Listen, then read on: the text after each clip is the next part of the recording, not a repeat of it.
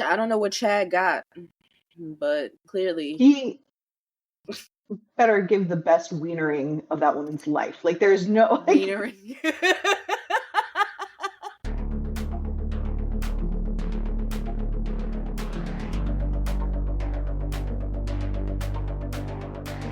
Whatever it takes, whatever it takes.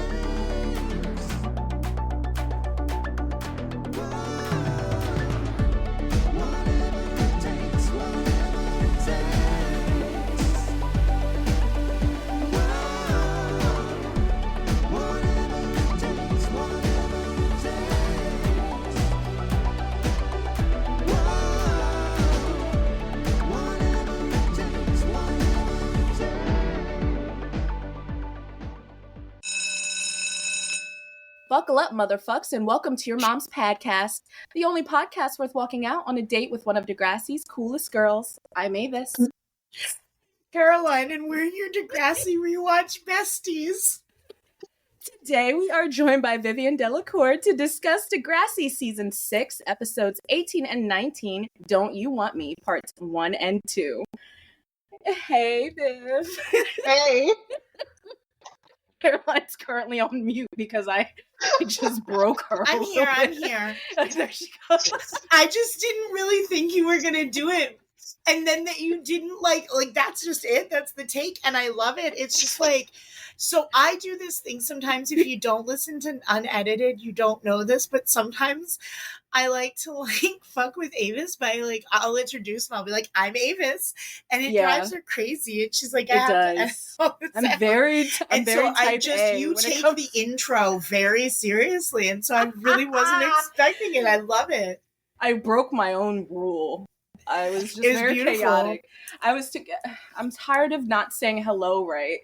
So fucking. It's been 6 seasons. Clearly, I'm broken. But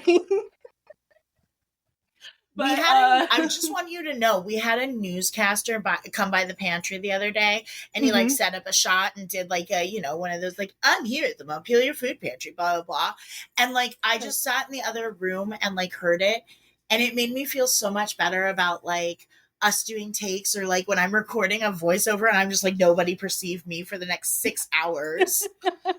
Right, those social media voiceovers will really fucking get you.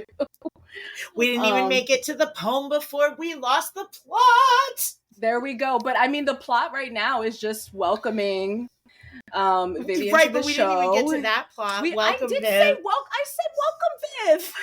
I know, but I don't know that there was a response. Everybody's listening to pre-show this week. Why don't we let our guests say hi? Hi. We have been having fun, guys. We had a whole pre-show. It was about an hour, so it's not like we haven't been talking, but we have to remind ourselves. You don't know. No, I've told you 8 million times we're releasing pre-show to main feed this time only. We're doing supersized content because Thanksgiving and people like to cook with us, we've learned. I forgot. I don't know if you know this, but I have ADHD. And oh my gosh, we're gonna be listening to this together while other people are listening to it. Yeah, because I actually should just give myself a break and edit this tomorrow and just schedule it to upload so that I can actually have a Thanksgiving off with you and we could just listen to our own show. I actually think I'm gonna do that. And not I love that. Yeah, because I'm going to use the scheduling feature for more than 24 hours out. Not even, I'm being generous, 12 hours. A scheduling feature. That shit is great. We do. It helps keep us on track. Hey. I got a question for you. Are you a fan of your mom's podcast? Well, of course you are, or else you wouldn't be listening to this right now. Well, I've got a suggestion for you. Why don't you head on over to the Patreon and check out OG TiddySnake producer Alyka as we uncover all of your mom's minis. Yes, the mini episodes that you can find on the web. Wait, who even says that anymore? On the internet. Yes, you're gonna have a blast hanging out with me and listening as we unpack all of the Degrassi mini episodes from season 6 forward. If you're interested, all you've got to do is sub on over to the Patreon and catch you one of these episodes. See you there. Yep. But yes, welcome. Everybody has been listening Thank you. to the pre-show, so they know you already. That's awesome. Okay. I also just smoked. And I usually don't everybody's smoke live. gardened. This I is think. a gardening episode because it's Thanksgiving. So happy Thanksgiving. Happy Colonial Day. On that note, Viv, would you like to lead us into the episode when you catch your breath? Happy Colonial Day indeed. Except to our Canadian listeners. Remind me later on to tell you guys the story of the client I had who had a Rachel Ray fetish. I mean, you can tell that on mic if you feel comfortable. Rachel Ray fetish is such a funny fucking phrase of words. So, like, his favorite... Should I do that before or after the poem? Just do it now. We've brought it up now. It's fine. So he had like this total like Rachel Ray thing going on, right? And I don't know if you ever watched Rachel Ray before she got on the Food Network, but she used to be like, that's yummy, like super like naughty about like the things that she did. And it, like, so he liked it when I put on sexy cooking shows, and he would be over in the Lazy Boy, and then I'd be in the kitchen, and I would be cooking Thanksgiving dinner. And have you ever tried to maintain sexiness when you're elbow deep in a turkey, pouring gravy on your titties, moaning about mashed potatoes? Jesus, that's so specific. Your life is so glamorous. It's very exciting. Avis, have I told you about my Betty White phone sex call? Oh my God. I'll tell you at some point. Tell me about that. And I just realized I think it's a recession indicator that we're no longer getting those Lazy Boy commercials featuring Brooke Shields. I think it's a recession indicator, because how long has it been since one of those like really like you need a Lazy Boy? It's a function, like it's a classic piece of, or what, like it's been years since. It's because nobody can afford Lazy Boys anymore. Nobody has time to rest. People are buying Lazy Boy knockoffs on Temu. Okay? I know they sell that. I know they sell that kind of shit, because apparently they sell everything on Temu. Everything. But it's like AI. I refuse to participate. No, Sue. I know that some people love it, and I think it's fine. But I also think it's good for what it can be used for good. Cheap things. Temu's great when I have like a photo shoot, like a back-to-back shoots in like Mexico, or like at like a content house, and I can just buy a shit ton of lingerie for really, really cheap that I know is going to get ripped anyway. Yeah. I absolutely. That tracks, yeah. See? No, I love that for you. That it's cheap, and you know that you don't care to own this past a certain time frame. Yeah. And I can always sell it to clients afterwards. Clients are such a respectful way of talking about folks who are buying used undergarments. We'll get into that in a minute. We have to have you back for an episode that happens in the future twice. Doesn't it happen twice? With Connor? Oh, there's the panty stealing. There's panty stealing that occurs. Okay. I think that Yeah, no, I mean, if you want to sit through more Degrassi, we'll definitely have you back. I think that's a good cleanser. It's like 6 episodes, 6 seasons into the future. Okay. But yes. So, roses are red. Mama Nunez is stripping, bailing out Chad with money Alex made stripping. It's not like Alex's home life has ever been great. I kind of figured. But when her mom's scuzzy boyfriend, Chad, gets arrested for credit card fraud, things go from bad to worse. When Alex learns that her mom put Chad's name on her card and let him rack up a bunch of debt, she takes a job as a cocktail waitress at a strip club to make some quick cash. When they come home to an eviction notice, Alec takes things one step further and starts dancing at the club and lying to her partner about it. Leave it to Jay Hogarth, right? Of all people, to point out that this is a horrible foundation to build a relationship on. I have a lot of No, thoughts he on was- that too. No, he was trolling, but still. Back at Degrassi High School for the Dramatic Arts, Sean is joining the army and Emma can't cope, so she fakes a pregnancy scare or maybe has one for real. It's not very clear. Also in the episode, Ellie makes some snide comments in the first half, and Jelly reunites in the second half, so that's cute. I love that you insinuate that Emma faked the pregnancy scare. I love okay, that. Like, I don't know, like, I mean, like, okay. I so think she I think that stressed she could be herself into a consciously pregnancy faking it. scare. It wouldn't really surprise me, but I also could see her stressing herself into it. Yeah. But, like, I don't know. I noticed she's, like, not looking anybody in the eyes. Like, at all. When she's talking, like, at all. At any point when she's being like, I'm pregnant, she is averting her gaze. Yeah.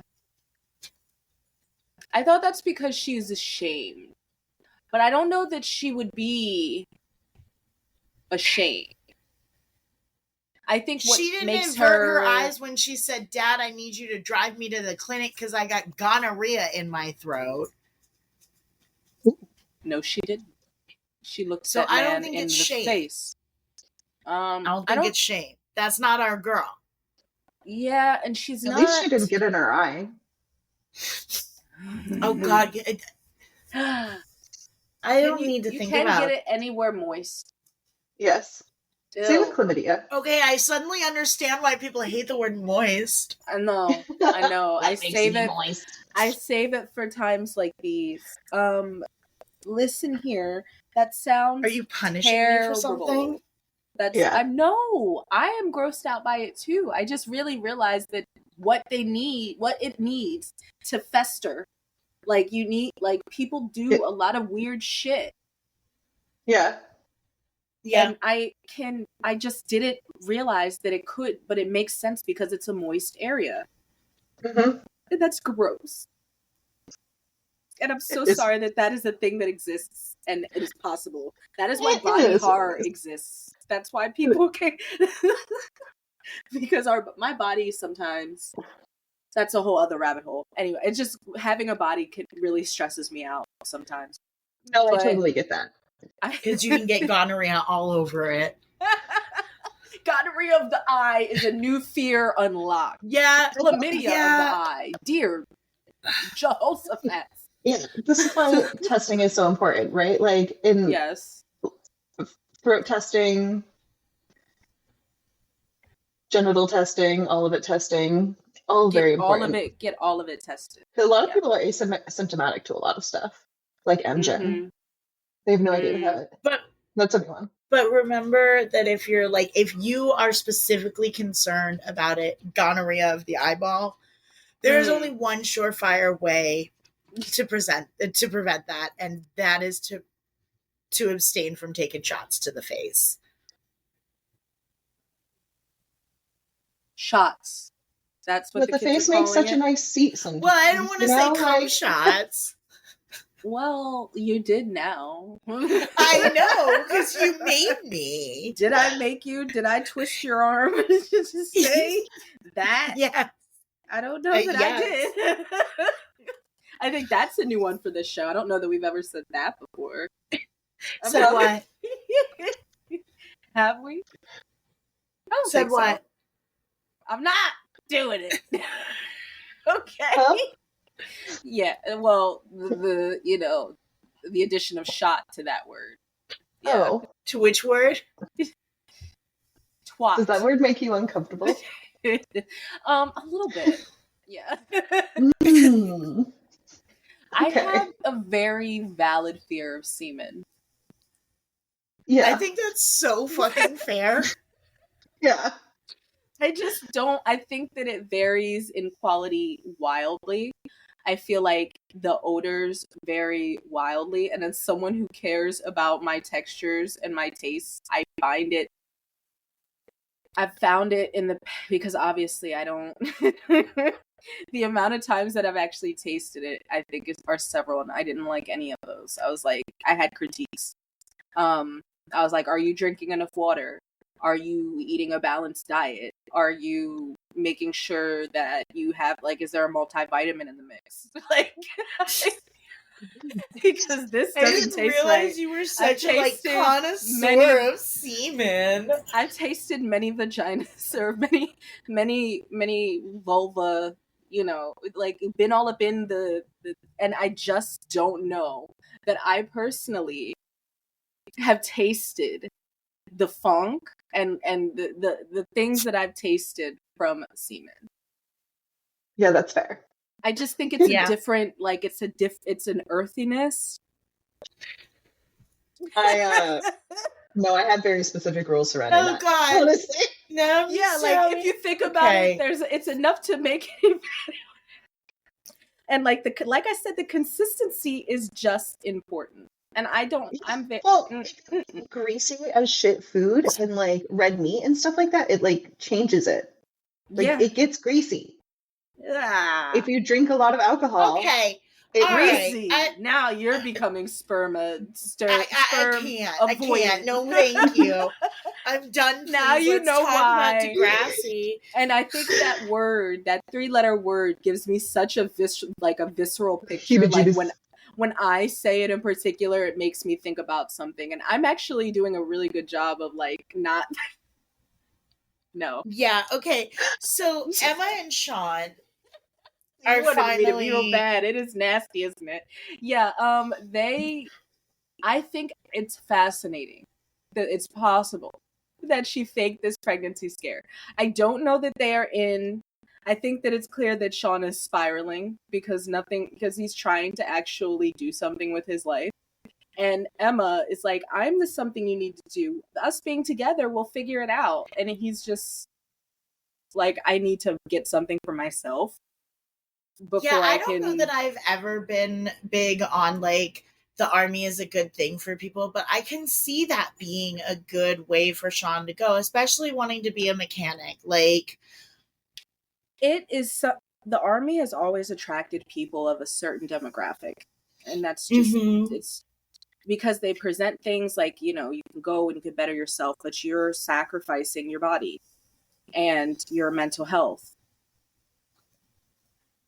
Like, they make it look very cool with Call of token- Duty. What's that?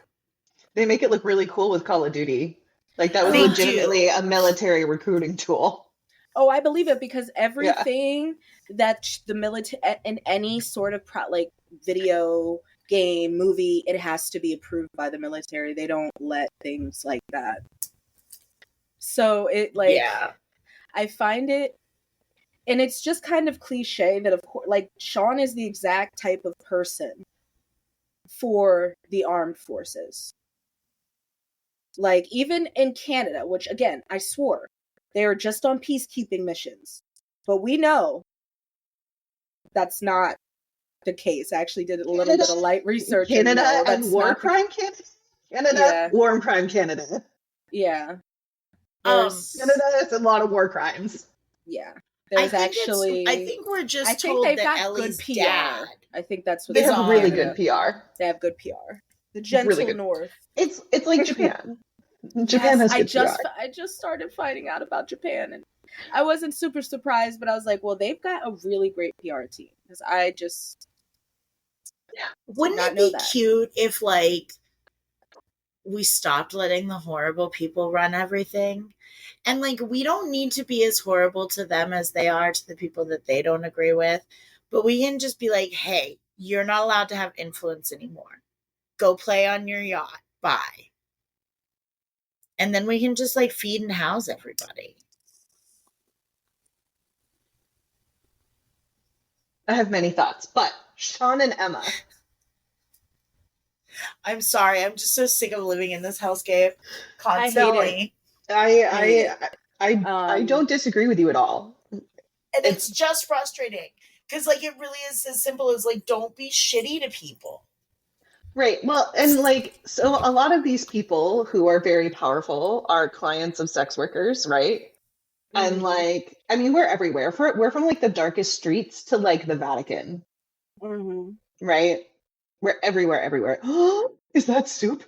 This is soup. I love you, Soup. You get to be naked for a little bit, Soup. Soup for Because the I can't have you family. doing that. So like I have a lot of extra feelings about those people because like they're people who engage with the community an awful lot but refuse to acknowledge or support us in any way. Mhm. And like I said, it's a redistribution of wealth when I do the work that I do. Yeah.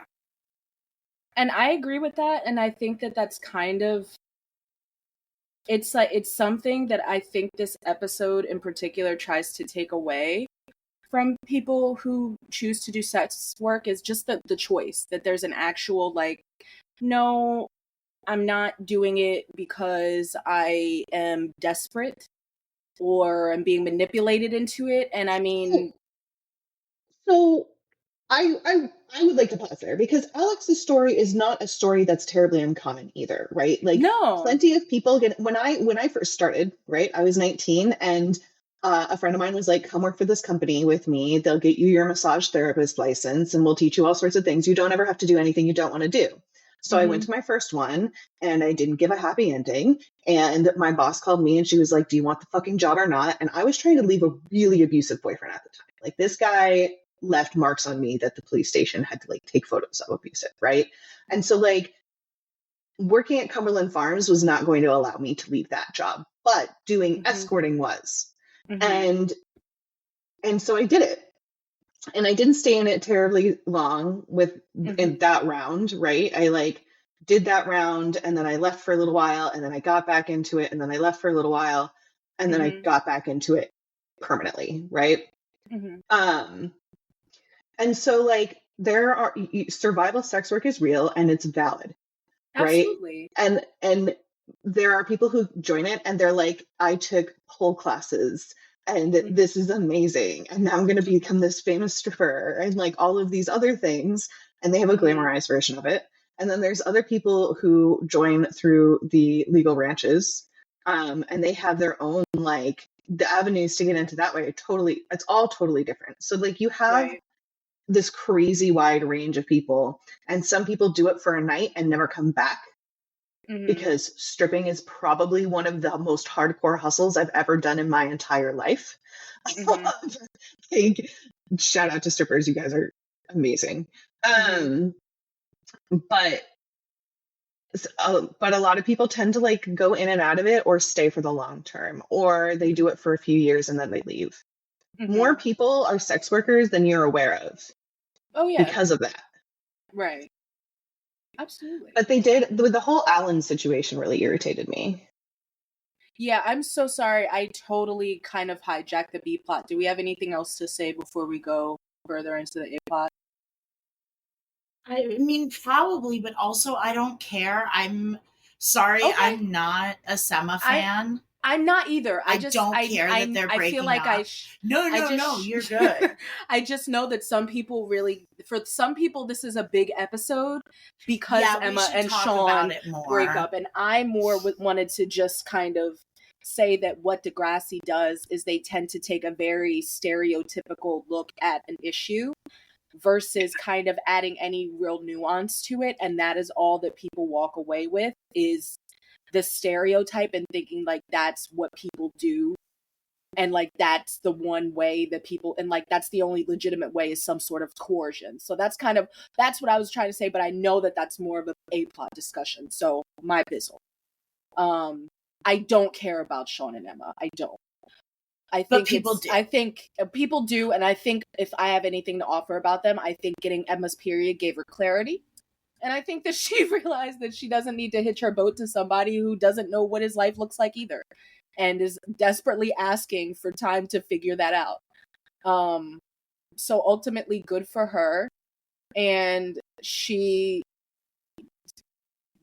stressed her mom out. She stressed her fucking mom out. That's like she took years off of Spike's life. I liked that moment that Spike and Manny had when she went in to take the next test, where Spike was like, here we go again. Yes. At least she had someone to commiserate with. Spike got pregnant in high school and Manny got pregnant in high school, but she aborted it. Yeah. Because Spike was like, being a mom sucks, but you get macaroni sticky candy necklaces and kisses. sticky candy kisses. Yeah. And then he's like, yeah, no, thank you. Yeah, respectfully, that sounds terrible. Yeah, it's not a good... I really think the brief time they show Spike, it's like, I'm relieved, and also I clearly failed, because why did we have a pregnancy scare here? If she really did fake that pregnancy scare, she's fucked up. For that moment alone. So here's the thing is that, like, not even fake it, but like stressed herself into it, which is certainly something I believe she's capable of. Just based on what we know about her, she's certainly capable of stress. Like, stress throws off her period. That's what I said. I was like, you could be stressed out. What other symptoms do you have besides missing your period? Right. Well, and like, you know, like Sean said, you're anorexic again, aren't you? Like, we don't even see her throwing up or anything, or going to, like, it's not right. like... No, like, but what... like, I think that Emma likes control, right? I mean, Emma needs control, rather. Like, yeah. And she's not having eating disorders, and she's not knitting, so she has to convince herself that she's pregnant. Knitting. They dropped that knitting like a bad habit. She's not been knitting. And it's the winter. Why isn't she knitting? That makes no sense that she quit knitting. She was knitting in the summer. Now it's winter and she's not knitting anymore. Because she's not anorexic anymore. She's not recovering from anorexia, so she no longer needs to knit. Okay. Yeah, Is that it for the people? I'm so sorry, guys, if you really care. Yeah, no, I think... Okay, I did like... Sean looked really proud of himself when Snake was proud of him about, like, when Snake, like, affirmed his army dreams. And Snake is also a menace. Sean and Snake. Snake I like is a menace, Sean but I like Sean and Snake. That's maybe one of my favorite Degrassi relationships. I think that Sean is always wants Snake's approval, especially since he stole his cancer laptop. I think that's always gonna be the elephant in the room between them. You stole my cancer laptop. No, I think that ultimately Snake is just happy that he's doing something with himself. And he's like, I'm glad you made a decision that you feel betters yourself. Mm-hmm. I don't know that he should encourage him to go to the military. I don't know that no. I don't know that because, like, there's trade schools. There's places he can go. He needs places. To be earning an income while he trains. I believe that if you Which are... I don't understand you can either, actually, because I think you can who get would more let money. him live in their basement when Emma goes to college? Spike and Snake. Yeah, Sean is the son they always wanted. Mm-hmm. Not Jack. Jack is playing with a fucking cell phone, looking like the Bebe's kid, which is which is something my dad used to say. It's a cartoon that's just basically kids acting like hoodlums, apparently, and like doing vagrancy in the streets and such. In the 70s, I hate that child. Yeah, well, that's what when we were acting up, he would call us that, and we didn't have Google. Like, I was not readily available to Google, so I know roughly what it means. But yeah, it's not a good... I don't think that it's accurate to say that the only place he can go... Like, I know that he has to earn money. I don't think that there's not somewhere like that. Or at least, like, he would be able to earn more money while going to school, because he is going to school. Yeah. Like, wouldn't if he had, like, a work study program or something like that, like, where he is earning an income, but he's also working off his tuition. Like, I think that there are things, like, if this is not America, it's fucked up, certainly, but they have easier routes to, like, more, like, their education is easy, like, it does not bankrupt people it's not $20,000 for a trade school and you have to pay all of that. Yeah. No, I know. But yeah, no, I don't need to talk about this B plot. Viv, did you feel particularly moved by Sean? I just Googled trade schools in Canada because I got really curious. Mm-hmm. And there's several of them that often lead to immediate employment, apparently. And they combine practical and classroom learning. Yeah. Because, like, I feel like that's kind of essential with what he's talking about. Like, you can't learn to fix parts of a car without actually fixing parts of a car. Like, it's not a Right. textbook You don't thing. need You to have do to it under enemy fire to learn. Correct. You do not need the Canadian Armed Forces to subsidize part of your education. They And also provide immigration opportunities through their trained schools, which is fascinating. That's awesome. Yeah. Well, that's how we're getting to Canada, babe. We want skilled. I will weld. I will learn how to weld. I've always wanted to learn how to weld things. Forrest too. Oh my Justin God. Trudeau from Katy Perry. That's how I'm gonna get into Canada. Oh my God, That's please my favorite do. fun fact that I just found out they were dating. I was like, is that legal? I know. Is she allowed to do that? Is she allowed to do that? Look, she went into space and it changed her life, okay? Her and that fucking flower in space, I swear. Yeah. Yeah, well, I think that's kind of and thank you, Viv, for Googling that. That is kind of my point, is like, we don't need to go straight to the army, Sean. He's like, I'm desperate, man.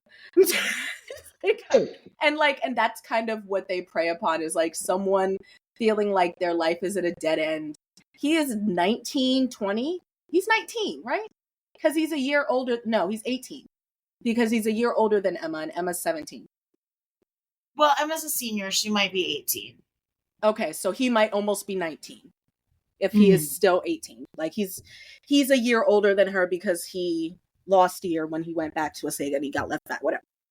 So it's not like he does not have time to, but like the way that and I think it's just because he's on his own and him feeling like he has to make a decision that not only, like you said, earns him money, but puts a roof over his head.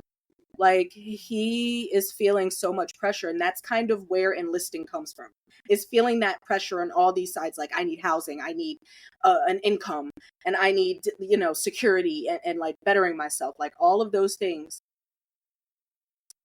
It's very predatory, but yeah, because I'm like looking at their program right now, because we have like ROTC in the United States, but they have ROTP up there. So it's like regular officer training plan. And it's for kids like 16 or older, which is, you get them when they're young, right? Fucking Aubrey Graham. Yeah. Anyway. But you get salary benefits and a service obligation of 2 months for every month of subsidized education. So like if you do a 4-year degree, you get a 96-month service commitment after graduation. Terrible. That's 96 months is crazy. Yeah. Yeah, no, and spoiler alert, Sean is not going to be doing well. So this is the last time we see him until he comes back with an update of life in the armed forces. He seems like a Isn't very he like lost he hasn't person. even deployed yet? Wait, do we see him deploy? I don't know that we do. I feel like he's gone, but we might. No, but that's why, like, I think he comes back from boot camp. Yes, that's what happens. He comes back from boot camp, and then he actually ships out. Do we think he died in the war? And I think you said, Viv, like, he seems like a very lost person. He is a very lost person. Yeah, he's an extremely scattered individual, and Emma's probably been his biggest source of stability, and that's why I'm sure she thought that he would cling to her always. But she should be happy that he doesn't. Yeah, Emma, like, I felt like, I was like, girl, you're really pretty for this much bullshit.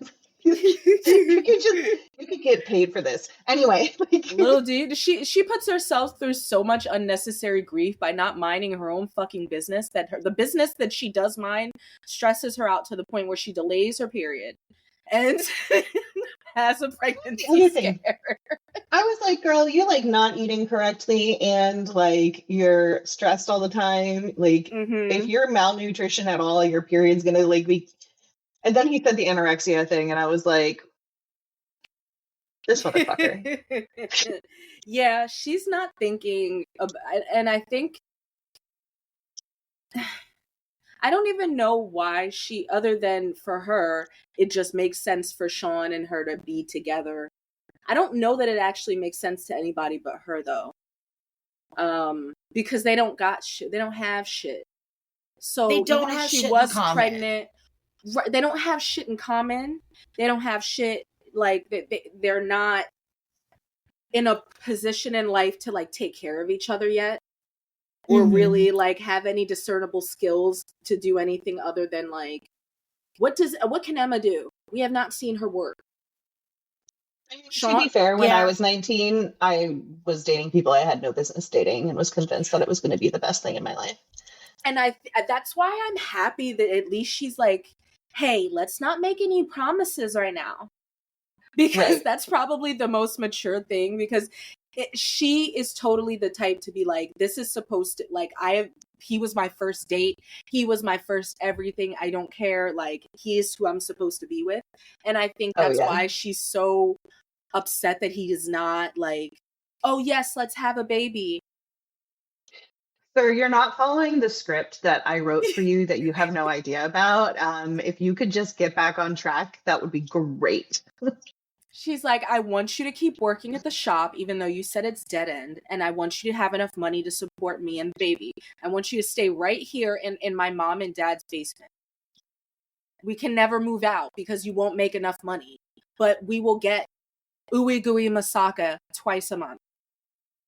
And I'll be disappointed and resent you for the fact that you don't make enough money. And that I could never go to college because we don't have any money.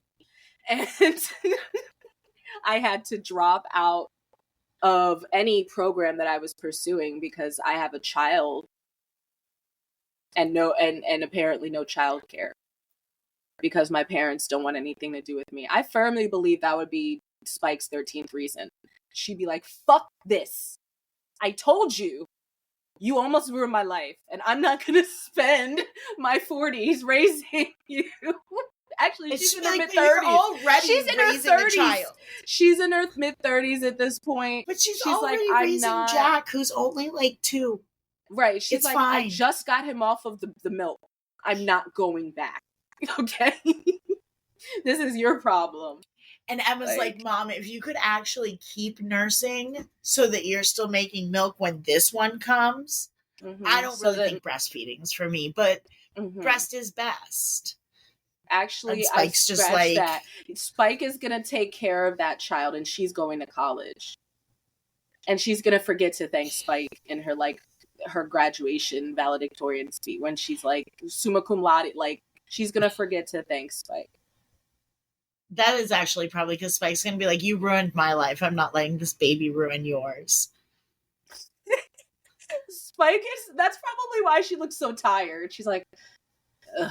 I'm gonna have to raise this one. He's like, well, at least I'm only 3 years in with the other ones. So you just throw them in together, it'll be fine. Jeez.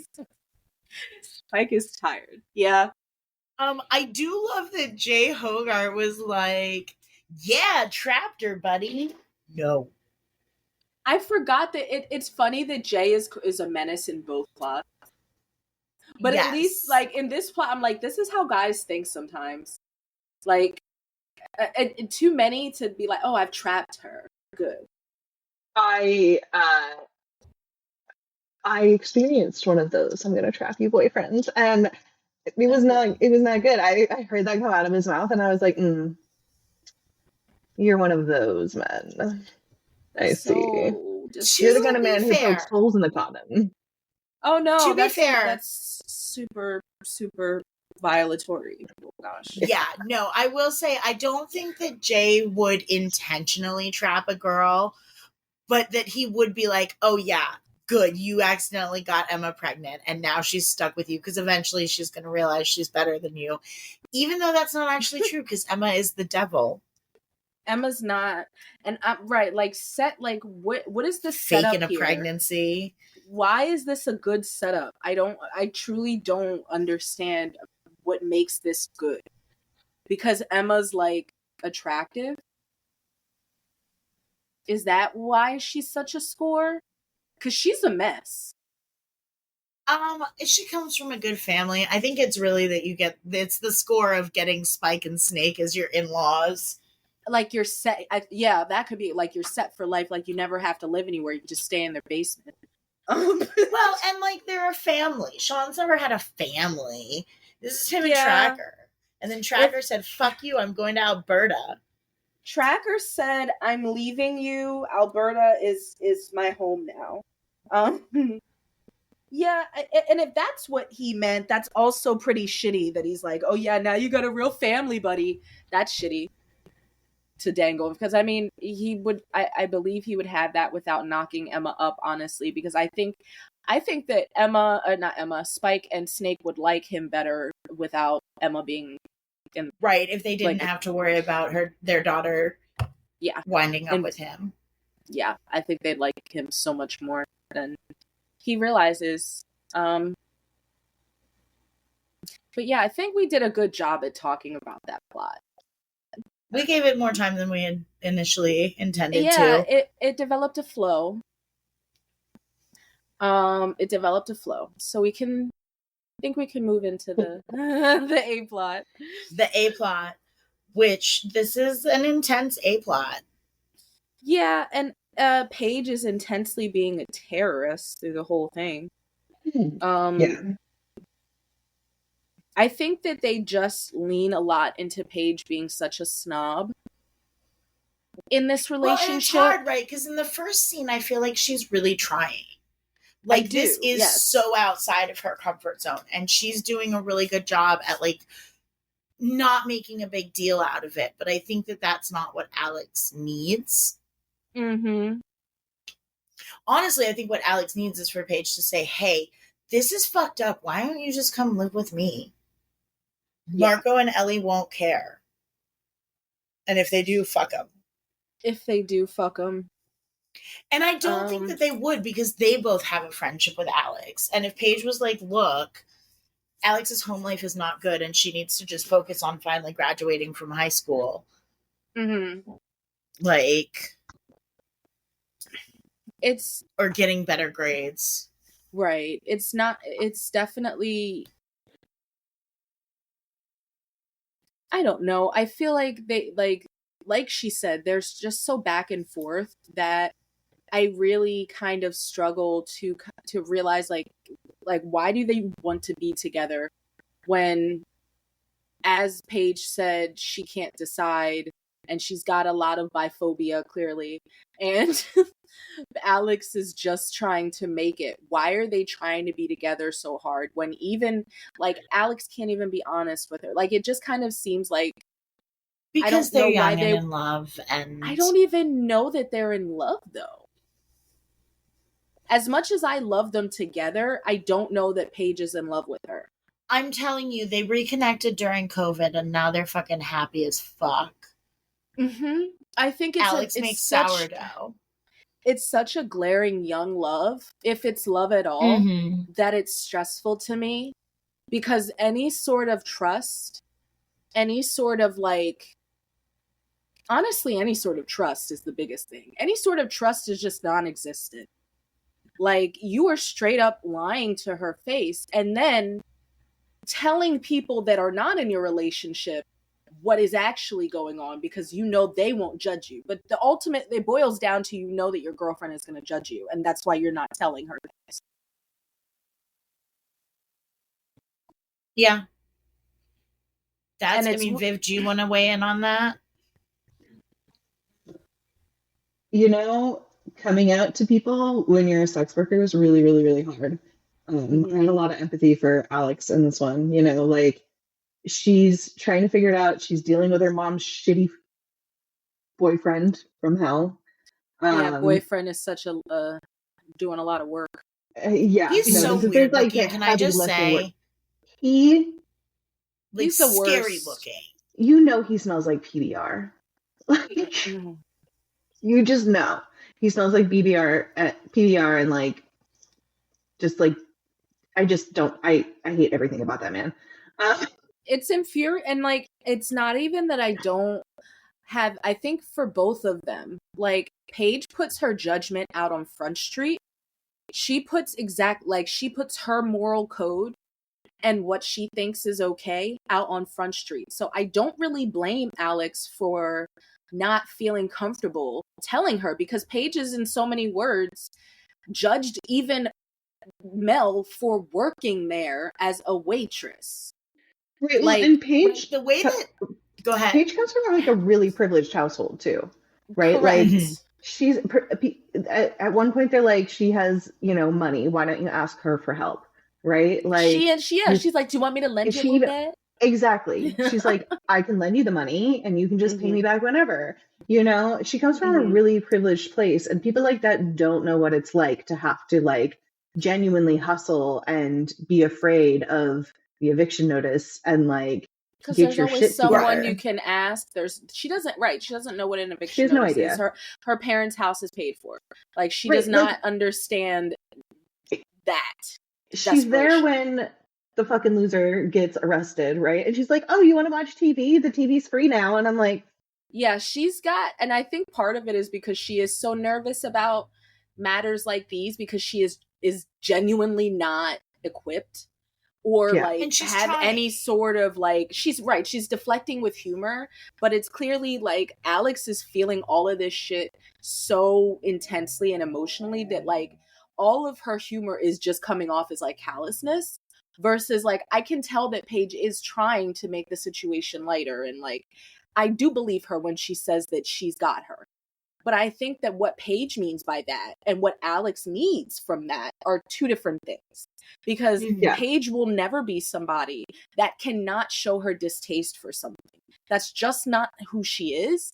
And I know that her mother probably instilled in her about like, the just like, what do we do with our bodies and things like that, and just a lot of like morality politics, because of the way that Paige acts, and saying like, I would never, there's no reason to take your clothes off, like, there, like, she is just very,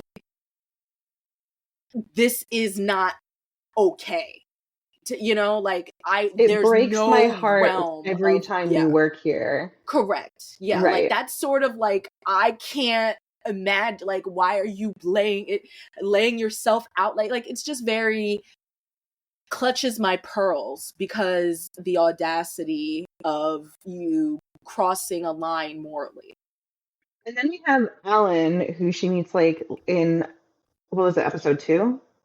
Where he's like the guy, he's like Yeah. friends with the owner of Zanzibar, and he at one point is like, well, I think it's really empowering that women do this, which is like the total conflict, like the antithesis of what Paige is saying, but Yeah. it's coming from a man who's trying to take her to Vegas, Yes. Oh right? yeah. And I think it's funny that I misremembered the interaction, because I had always kind of thought that like he was creepy in the, like, from the get, but no, he's actually like you said, he offers her money for her time, and he like gives her like, he empowers her or affirms her, which is what she needs at that point, when she's not necessarily like feeling the best about doing this, because it's something that she was just in the previous episode, like, I self-respect and all that shit, like, and it's something that she's wrestling with. Selling your soul for so little was the line. Yeah. Right? Like, she's like, I can't believe anybody would sell their soul for so little. And then I forget the other chick's name, but she's like, well, then No, obviously yeah. you don't need the money enough, right? Like, And you I have no think, idea. yeah. And I actually think it's funny. This is one of the things that Degrassi does, that I think it's hilarious, because this is a character Mel is a character we've never met before. She does come back, but she's not that important. But she's kind of whatever the narrative needs her to be at that moment. And at that moment, it felt kind of like she was recruiting her. She was like, well, then, the difference between her and us is she needs the money more.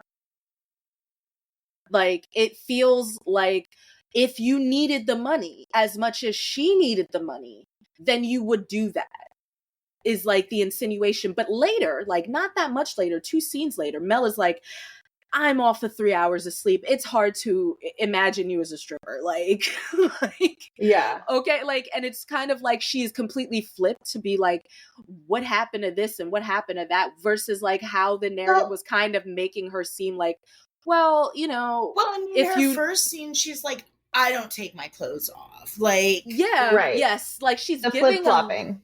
Yes. She's giving a flip-flop because she is in the, like, she's supposed to. You know, she's supposed to offer both sides.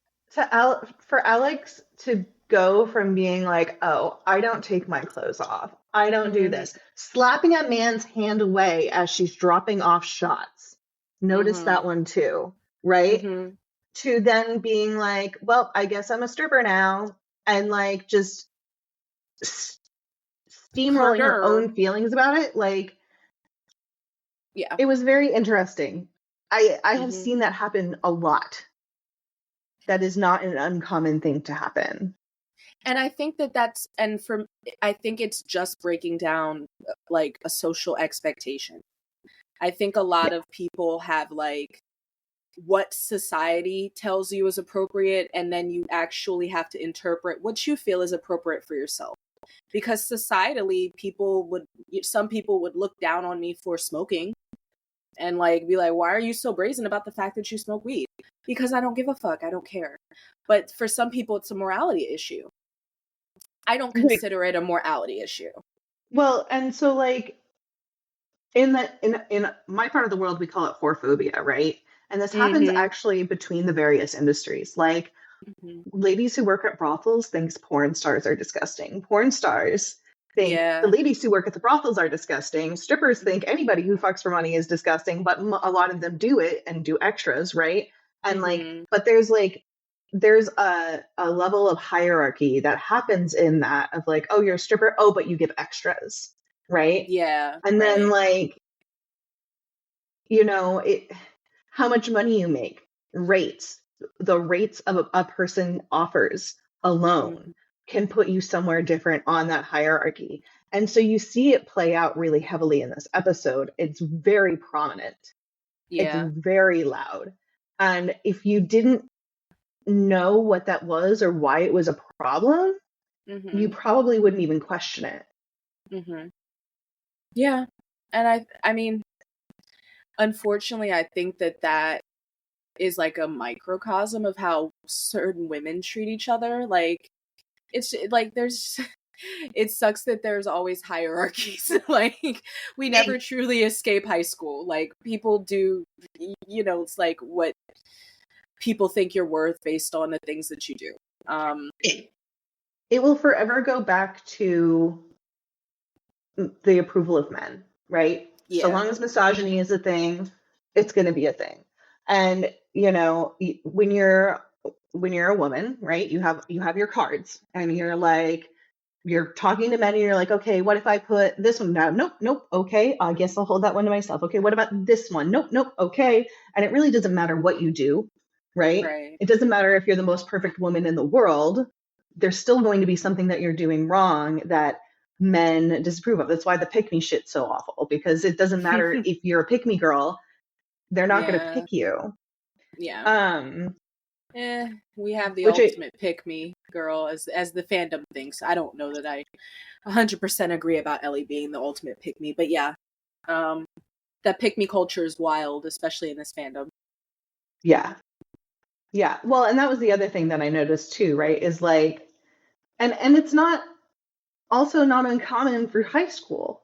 You know, at high school, we're trying to figure out exactly where we fall into the world. And we're trying to figure out exactly who we want to be. And because we think the moment we turn 18 that we are now adults and we have to know who we are, right? And so women especially are in this kind of like, I need to be the one with popularity. I need to be competitive and noticed and like all of these things, or they're on the opposite end of the spectrum where they're like, fucking God, don't notice me. Right? Yeah. Right. And so, I mean, it plays into a lot of that. I actually was really confused about how old Alex was in this episode. I had to Google I it. know. Yeah. I had to Google it because I was like, what do you mean she's in high school but still stripping? Because she's Yeah. 19, right? Yeah. Yeah, so she went back to school to improve her grades so she can get into college. Right. Yeah. It's just, Right. it's definitely weird. I think, yes, you're supposed to be like, oh, right, she's old enough, but like, is she? It's weird that she is so, like, that she is in high school. Yeah, there's a lot of discussion about that in the sex work world too, right? Where we're like, should you have to be 21 to work in a sex work establishment, to be a stripper, to work at a brothel? You know, brothels, I think you have to be 21 to work at a brothel. Yeah. But like, is 18 and up okay to do? Because 18 really isn't that old. Now, that being said, like, a lot of people are thrown out into the world at 18 years old in a way that is very difficult to do and manage. Yeah. And so for them to be able to have a job that allows them to make enough money to survive is really important. Plenty of, if it wasn't that, they might be doing something else, which could be worse, right? And at least if they are aware of the industry that they're joining, it's not so bad. The problem is that a lot of the industry is owned by men who are pretty predatory and who really don't give a shit about your safety and like your mental health and how you're going to navigate this world with also navigating the world outside of it. Because how do you talk to your friends about that? How do you talk to your parents about that? And I don't know. This episode simultaneously broke my heart because I've seen it so many times. And also infuriated me because it was like, you guys have no right to talk about this. It's like that movie that came out, was it this year or last year, about the strippers? I forget what the name of it was. Starts with an A. But it was like, but they didn't consult any strippers on it. Yeah. The people that they had weren't actually strippers. It's so clear that when they don't hire a sex worker and get a sex worker's point of view in what's happening in the episodes. And I think that's part of my problem with it ultimately is that I mean, one, Degrassi always tries to do entirely too fucking much, and I think that that's just this their is problem. like going to be the end of it. We're never going to talk about Alex being a stripper again. Like, yeah, this is just part of Alex finding herself and being very lost. It's not actually, oh, this Alex is going to continue to try to do, you know, sex work. That's no. This is the bottle episode. This is a cause of the week episode or issue of the week episode. Yeah. Oh man, I did that one time and I realized that that's just accidentally did a sex work. Yeah, you know that viral Now I'm gonna go be an like, intern. Like, woo, no, those girls are all boobs and no brains. Like that viral. Usually people use it for smoking weed, but I think it's Anna Faris from the bunny next door, whatever, that House Bunny. House Bunny, yeah, because it's the Girls Next Door like not spin-off, but like parody, because that was a big deal. I actually watched Girls Next Door. It was a big problem. Of course you did. It was on, okay? It was on. We also all watched Flavor of Love. I can't really fault you. Yeah, right. I did watch Flavor of Love. And Rock of Love. Flavor of Love was great. I watched I Love New The Surreal York Life too. was my favorite, though. Yeah. Surreal Life was a mess. But yeah, it's... Surreal Life was a work of art. I just think that they try to make it like, oh, we've explored this topic thoroughly, so it's fine. You had 40 minutes. No, you didn't explore the topic thoroughly. You offered nuance in a way that's actually not nuanced because it's all in one situation where you're trying to like depict her having different feelings about it within one period of time, when honestly it just seems like that's primarily why I don't like it. because they try Yeah. to just cram too much of Alex's feelings about it And into it, and the whole like all the girls or are friends here flip-flopping. thing, Yeah. when like no they're not. Mm-hmm. You better watch yourself. There are cliques. You be careful in that strip club. I feel like it's true of any industry, but probably none more so than yours. Like, your coworkers are your coworkers. They are not your friends. And like, there will be the rare exception to the rule, but your Mhm. coworkers are your coworkers. Literally, I learned that so hard this year. I learned that lesson so hard this year. I feel like they wanted to be gentle about it and show that like Alex does not have the heart for this kind of thing because she cares too much about whatever.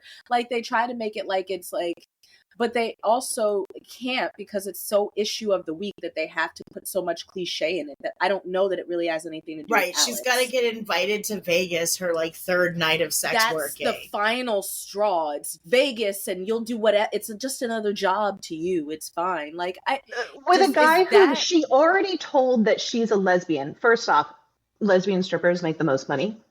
Secondly, I believe that. she told him that she's a lesbian, and he said, "Come to Vegas with me. It doesn't have to be anything more than just a fun trip," right? Like he makes that explicitly clear Mm-hmm. too, right? Like, and he's like, whatever, just name your price." Yeah. You know, like I think that the way that I feel like the way that the show wants you to take that is, oh, he's such a pig. He's so gross. He's trying to proposition her, even though she already said that she is not interested in him because she's a lesbian. No, I mean, honestly, I think that the overreaction is her hitting him because she expected him not to accost her. I would be expecting to be accosted. Like, you are in a situation where he's talked to you a couple of times. Why wouldn't he continue to kind of make a proposition known? He's clearly talked to you a couple of times. He's paid you for your time. He's made it clear, I'm willing to pay you. All you have to say is respectfully, fuck off. And like, he'll leave you alone. He'll go find somebody else to like, proposition. Like, clearly, like, he just thinks she's cute and she's new. right. He's probably hit And on she all does the not other girls. she does not have a like a sex worker parent to take her under their wing and be like to go That would ask the be an questions to, interesting. which is, like Mel when is like the stand-in for that, I guess, but she knows right, nothing. but she knows nothing too, right? Because she's also 19 and working as a cocktail waitress in Mm-hmm. this upper class bar or whatever, right? Like Mm-hmm. I was really lucky when I joined. In spite of how I joined, the Mm-hmm. person who ran the business that I worked under was a woman, and she took me under her wing. She was like, "You're going to do really, really well in this industry, but you need to know a few things. You're never allowed to dye your hair any other color. You are never allowed to change your weight. You need to look a very specific way for the rest of your career. And that's how you're going to make your money," right? Like she made that abundantly clear. She was also like, "Do not get into their car. Do not give your personal information. Do not let them see your license plate. Do not let them get your phone number." Like all of these extra things that had I not had somebody to sit there and tell me, be like, "Hey, watch the fuck out." Like I've had sex workers that I've worked with who have dabbled in sex work but not done it consistently, where I've had to be like, "Hey, maybe don't walk around outside of your apartment with your client on the phone." Or like if you're going to bring a client into your apartment, which I've done, right? You need to make sure that anything that you have that is identifiable as you put away in a place that they're not going to be looking at. Like you don't stuff your bills in the bathroom, because what if they decide to go through your cabinets, right? You put them in a place where they're not going to have a lot of access to it, where they're not going to find out your actual name. And Alex doesn't have any of that. And also, I did love the name Lextasy. That was phenomenal. Yeah. It was too close to her real name. It is. For, like, that's hard, you know? Yeah, I kind of thought that too. Identifiably, that's so her name. And it's also like she's in Toronto. So it's like not like she is in a reasonably large city. So I get that she feels like, oh, okay, I don't need to like go somewhere different to get a little bit of distance from where I live. But it seems like she should have maybe chose somewhere that did not have ties to people who go to Degrassi or who are in Degrassi, like, social circles. Like, I feel like she kind of set herself up for people just knowing rather immediately who Lextasy. Is she a dark-haired girl? Yeah. Oh, wait, that couldn't be Alex Nunez, could it? Wait, let me see a picture of her. Oh, yeah, that's her.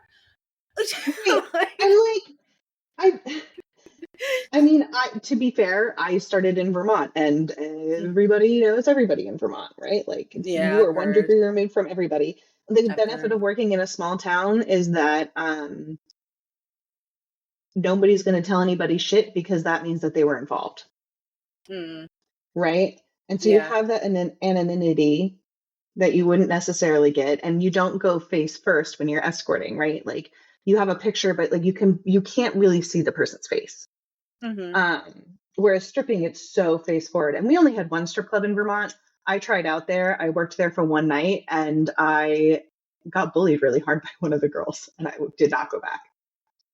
Is that Planet Rock? Yeah. Yeah. It was also, there was nobody there, right? Oh no. Yeah. Yeah.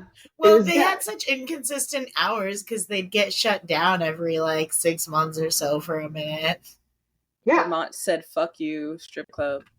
Vermont is not the most sex work forward place. Although shout out to the Ishtar Collection because they are doing great work. And there are often... They grow food for us. The Ishtar Collective is beautiful. So, like, for her to be in a city as large as Toronto and to not go to a strip club that's at least, like, 40 minutes from her high school and to, like, not, right? Like, take the fucking bus. You'll be fine. Like, just... to a different neighborhood, please. A different section of the city. I know ladies who work in England who will take buses that are 2 hours away to go to work because they're like, I don't want to know anybody. Right? I'll be honest, like, I tend to, if I work anywhere, I tend to not want to, like, I try to have a reasonable commute. But I don't really want to run into the children because I work with kids. I don't want to run into the children that I serve at the fucking grocery store. Yeah. I love my that. shoppers. I hate seeing them in the wild. In the wild is just the worst. Like, I will personally go out of my way to protect my peace in that I will hide in my vehicle. If I see you and I don't want to be seen by you. There's a thing that we do in my industry, right? Like, if we see a client out in person and they see us, no, we didn't. We don't know who you are. We're really, really good at this. Like, I have been on dates where I have seen one of my clients running the place that I am at a date on. And the person I was on a date with had no idea that there was a client in the room, right? Yeah. They'll never know. Yeah. There has to be that level of agreement. Similarly, like we were talking when I first came on, like, I wear makeup and lashes and stuff when I go and I do anything where I might be recording my face and going online because it gives me an added level of privacy because I have had people come up to me and be like, Vivian, how are you doing? Well, I am getting poop bags and talk to me about how they watched my porn on the Oculus Rift, right? And like, congratulations, you fucked me in VR. I am shopping for poop bags for my dog right now. Can you just? This is not the time, my friend. That is the first sentence that my bloodline has ever heard. That a sentence that you just said, my bloodline has never heard before. So I'm gonna need you to explain. I don't what? really consume sex work to begin with, and I've never really had an interest in seeing yours, just because, like, But that's a thing. I don't know. In VR, of course it is. But I can bang you in VR. Yeah. You can fuck me on the Oculus Rift. You can eat my pussy on the Oculus Rift. Huh. That's beautiful, and I love it. Was it just like a video you recorded once and then they kind of like VR'd it? So there's a company called Blush Erotica, and they make VR porn of thick ladies. And it's a couple that owns it. They're lovely. Charles and his wife are absolutely wonderful. They're out of New Hampshire. And so they have this camera set up, and it's like this crazy, like the lens captures 180 degrees. Okay. And so you get the whole room, and the camera like follows you around, and you fuck a dummy. Right? Because they don't want it to be like, they don't want it to actually be a person. And so like you're talking to the camera like you're talking to the person right there in front of you. And so I had to pretend that I had seduced a waiter at the restaurant after a really boring date with my boyfriend kind of deal, right? It was cool. It was a lot of fun. But like, of course, like I am one of those people where if you're going to eat my pussy, I'm going to tell you how to eat it. Because if it's not good, I'm going to be angry at everybody. Right. You're a coach. Gotcha. Right. Even in virtual reality, you're like, this is going to work for me, or you can fuck right off. Exactly. Exactly. I appreciate that because, you know, sometimes you just have to let people know. Yeah, even in phone sex, right? Like I do phone sex. That's a majority of my work right now. And even in phone sex, I will tell them exactly how I want my body to be touched and worshipped, and make it very, very clear, and like give really intense descriptions of what they are looking at and how they're going to do these things. Once again, and I mean this in a completely different way, but kinky. Yeah. Some of it is. I like the idea. So of I phone just sex. need an I think Oculus, and then I can like I have to say I'm intrigued. I have an Oculus. You can, and I'm trying to. Is it weird though if I do that? It's not weird. Okay. It's not. It's never gonna be weird for me for people to know what my porn looks like. For what it's worth, Viv is really hot. Yes. Yeah. Like you'll see a picture like on the episode title card, but she's a babe. She's always been a babe. I've actually gotten to touch her butt. It's really nice. It's really nice. My tits are also named Godzilla and Mothra. I don't think I've named my titties. Mine are Cosmo and Wanda. Cosmo and Wanda's hilarious. I think my girlfriend maybe has named my titties. I should have asked her. That means they've got some like anime names. The thing with her is she doesn't remember any of the names. So she watches upwards of like, you know, a day, maybe 6 hours. So I don't know how much that is per week. Someone do the math on that, whatever. Of anime, she could not tell you a name of any of them.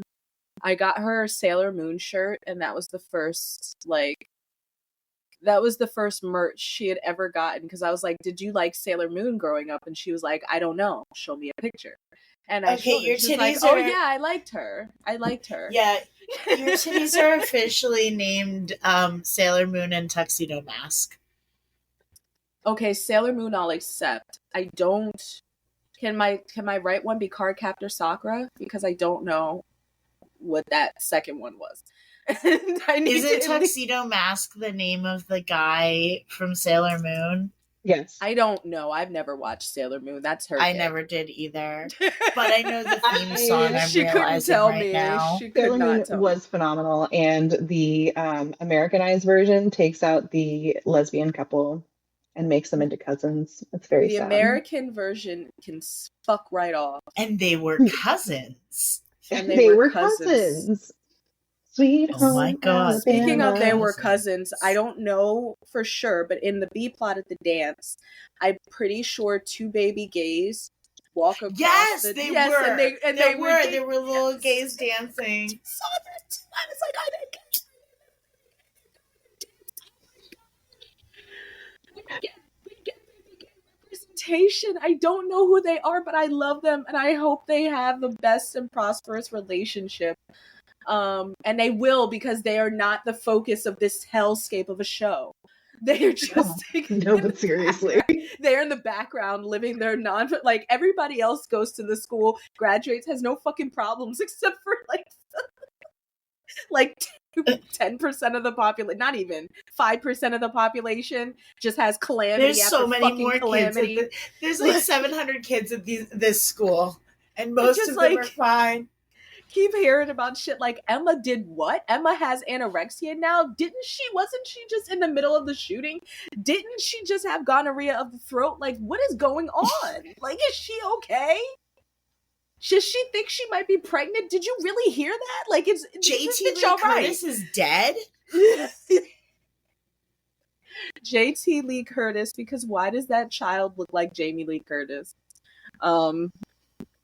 Yeah. Gosh. All right, let me look at my notes. You know Yeah. what I did not like as a stripper name was Sherry Jubilee. I feel like that is a What drag was queen that? name. Yeah, what was that? What's that? The blonde? That was maybe the more dancer after Alex. Mhm. You just hear The the one- announcer. Yeah, that's like up next or whatever. I What think an interesting name to give her. I wonder if they wanted to just polarize it even further. We're gonna. I add feel like some they more. had to. That has to Right. be part of it. Right. They were like, see, this is bad. There's bad stripper names. She was just great. So she picked a Mhm. good stripper name, and now she's quitting and going to her high school dance after leaving the strip club. Yeah, this is my first dance. Why I is will Paige say- at the dance if Alex isn't there? Oh my Paige God, you know what should shot not I as loved? Downtown Sasquatch's media manager. Are you kidding me? You know what shot I loved was at the end of episode 1 where she Joking. walks out onto the stage and she just spins around the pole, and I was like, Yeah, and she spins around the pole, clutching her sheer cover. right. I actually zoomed in because I was watching on my iPad. I was like, her fist is like clutched on Yeah. material. Like she's like spinning around the pole with one arm, but then like she's trying to keep her thing closed with her fist, like, and I'm like, okay. They didn't think we were ever gonna zoom in on this. That's what's happening here. Yeah. They didn't ever think we were gonna pay that much attention. They also didn't think people were gonna rewatch it multiple times. And they didn't Also think that we probably were gonna didn't be want able to show zoom in. stripping that much on a kid show. You know what they do with Fiona in like seasons from now, where they put her in basically like a corset bustier, basically. Like Why? it's not they literally for like a presentation for burlesque night. I think it's like a gambling burlesque, whatever. So not burlesque. Monte Carlo. Monte Carlo, thank you. But that's basically, yeah. It's completely different, but the aesthetics are similar. I just think that like that sheer overlay is doing a lot of work. And it's Yes. giving like old Do you Hollywood often in a take really robe out on weird- stage with you as a dancer? It depends my mood. Okay. I'll be honest. I've done So Okay, it- but I've done sets where I've gone out on stage in a mini skirt and a crop top and had like a bikini underneath, and then like stripped out of that because it was like the schoolgirl vibes, then turning into like hot stripper vibes and then nude vibes. It depends on like what I'm doing. And I mean, when I was working at a strip club the longest, it was also attached to one of the legal ranches up in northern Mhm. Nevada. Mhm. And so like there was a purpose to the stripping out of much more clothing than you would typically wear at a strip club, right? It also depends on the club. and the laws surrounding the club, and like what you're allowed to wear, what you're not allowed to wear, what you're allowed to like. There's some clubs where you have to wear pasties. There's some clubs where if you take one of your feet off of the floor while you're giving a private lap dance, you are officially soliciting prostitution. Right? So like there's a lot of rules and none of them are uniform. Fun. So I mean, It sounds she like might. Yeah. It's not uncommon to wear a cover up while you're walking the floor. Some girls do, some girls don't. Pineapple. I don't think I've ever been at a club that I've seen a newbie stripper do that, nor did I ever do that as a newbie stripper. Yeah. My big mistake as a newbie stripper was wearing clothing that was harder than necessary to take off. Yeah. Right? I can see that. Right, because you want to wear stuff that's easy to take off. Or like I had such stage fright, I totally, my first audition in Vegas, I totally sunk. It was awful. And I had an outfit that was too complicated and I didn't know what I was doing. And I was having a panic attack literally the entire time. And I almost threw up on my way back out to my car. Yeah. But I had really bad stage fright at the time. I mean, so that is relatable to Alex feeling automatically sick. But I feel like that's partially, it's terrifying to go up in front of a group of people for any reason. But then you are adding a layer of literally shedding your clothing and like being vulnerable to a group of people. Not even a group of like men. Typically. Right. And you're 19 and you're trying to be sexy while taking your clothes off. I did not know how to be sexy when I was 19. Right. I did. But I feel like my sexuality is so weird though. My like people feeling like I'm cute and everything and then not really being able to get in touch with like a non-goofy sexuality. Like if I stripped, it would be like I'd be giggling through it because I don't, at least at that time I wouldn't have taken myself seriously as like a sexual person, like a sexy girl to do that. I probably would still giggle a little bit even though I now have a better sense of like being feeling like a sexy woman. Right. Sensuality is not something inherently known at 19. Right. I was not really, in hindsight, mature enough to be doing phone work when I was doing phone work. Yeah. Yeah. Mature enough, like, as in, did you just... Like, I don't think I took it as seriously as I should have. I don't think that I was really someone who was cut out for it. And so I think it was detrimental to me to not take it seriously. Gotcha. And also just like, it was funny to me. And it's not. I mean, sometimes it is. Sometimes it's, Betty White beating up a tiny guy. But like, I don't know. I have a question because I feel like, not to open this door of what's the weirdest thing that like you've heard someone describe to you in a manner that's probably that they intended to be sexy but that just made you feel like completely odd and like, oh, people find that sexy. I was on a date with a man and we were on the train platform and he said, next time I see you, I'd really like to try something. And I said, okay, sure, what? And he's like, well, you can't, laugh at me. And I was like, I won't laugh at you. It's like, okay, I have a fantasy of being eaten like a sandwich. And I said, I'm sorry, what? And he said, I have a fantasy of being eaten like a sandwich. Because wouldn't that just be so hot? Someone like, you're bread. And I'm like, so I have an important question. Are you being eaten as it as if you were a sandwich? Like, do you need sandwich play? Or do you just think it's hot to imagine yourself as a sandwich and you are being eaten as a sandwich? And he said I the don't second know what that one. He said the second one. He wants to be a sandwich. and talk I about love being that. a sandwich during sex. I love And that. oh, I'm eating you. I'm chomping on you so hard. And I was just like, I don't know how to do that without laughing at you. You should give him Viv's work number. Because I Viv would- is like, that's inspired. I am inspired. Actually, I think that's artwork. Well, I will so tell the first you, thing you it's got to been a know about decade. me. The first thing you got to know about me is I read a lot of fantasy smut and a lot of parody smut, and the like two. jokes on you. I fuck monsters. You know, like, so like I'm into really weird shit myself. Gotcha. I have people who call me who want to be my toilet, right? Like I have people who call me who want to.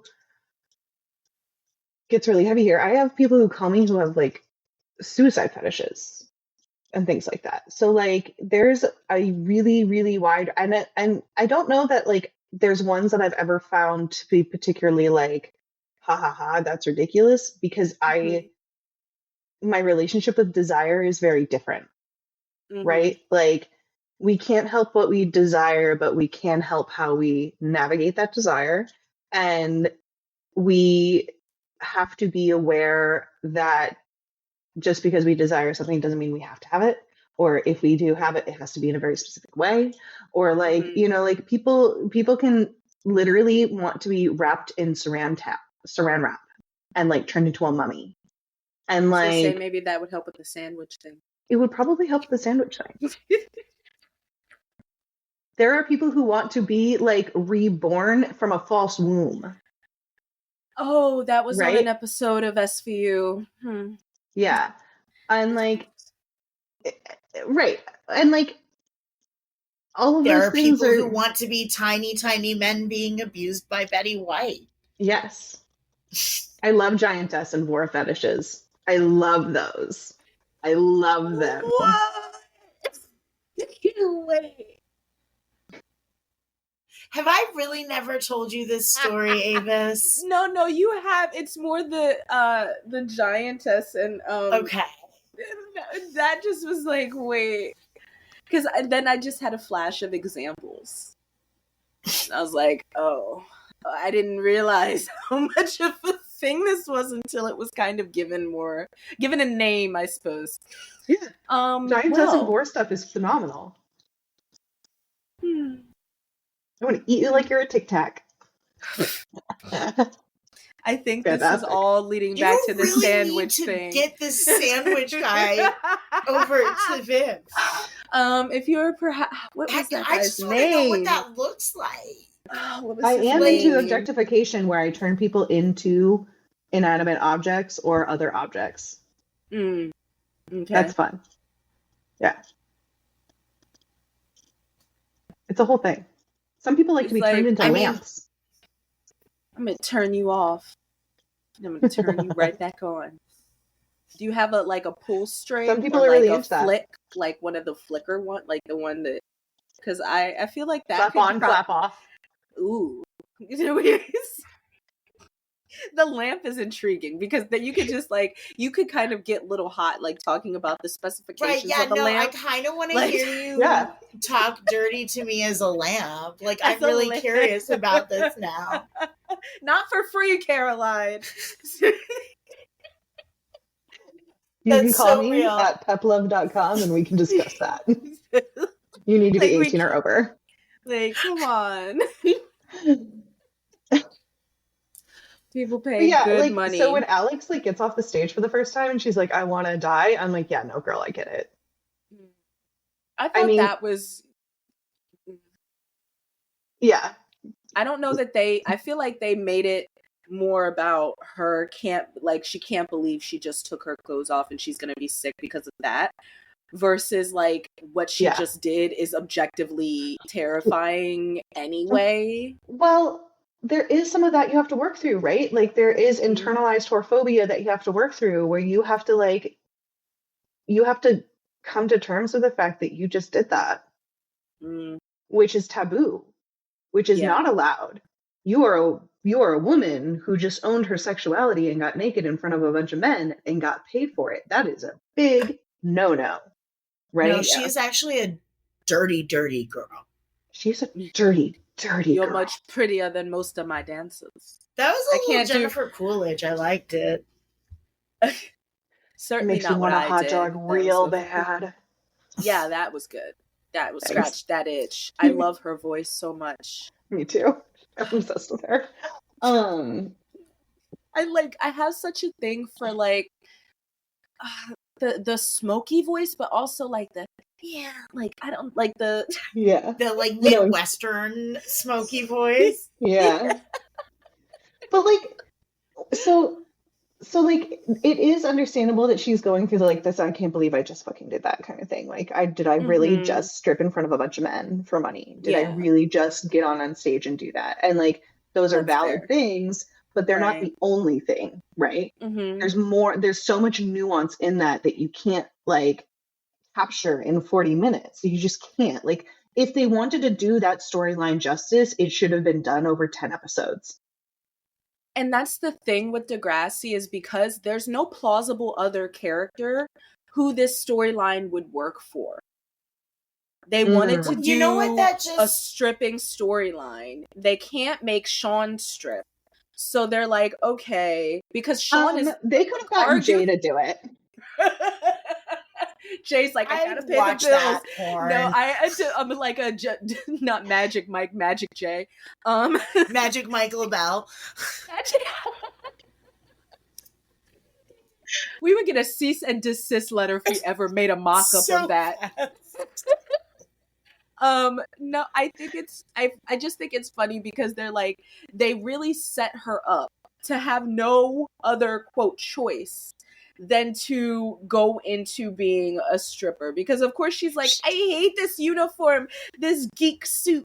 Let me go change because I smell like butter. Okay, I worked at a movie theater. They are not investing in flattering outfits for you to wear while working concessions at the movie theater. You're getting a polo. At least they gave her like a Dickie style polo. Like, at least they gave her a little bit of fashion. Like, I had a thick ass, like, really geeky polo that was not not a comfortable material. At least she kind of not looks wearing a a little vest, fly. Alex. Right, like at least she's got some style. It's such a setup for like, this is not going to get me anywhere. Like, oh, Mel, you random person, you work here. Oh, well, don't judge me like that. I don't take my clothes off. I love that Paige has Like- no shame. Yeah. Where's that, a strip club? Fuck you, Paige. I like that Paige it's is- I mean, you Zanzibar. were still right, but damn. Yeah, Zanzibar is a good name for a club. I'm pretty Pineapple? sure it's I'm a gonna real run to the strip bathroom real club. quick. Yeah. Yeah. We love a hydrated queen. Always hydrate or dihydrate. I drank way too much caffeine today. I didn't drink nearly enough. I can't believe that you're gonna be here in a week and we're gonna be just like, I mean, we can do whatever we want, which can be stuff or no stuff. I mean, we can't do whatever we want because we're in Vermont, so we're within the confines of what We're you in can do in Vermont.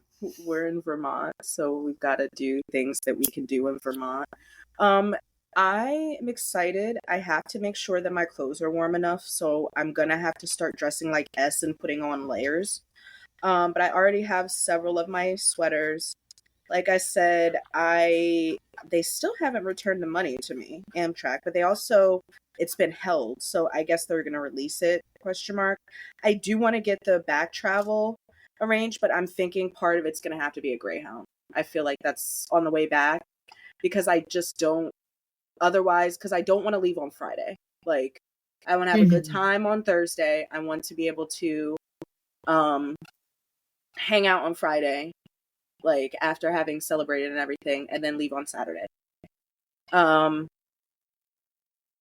hoping that like that will be a thing. I don't know why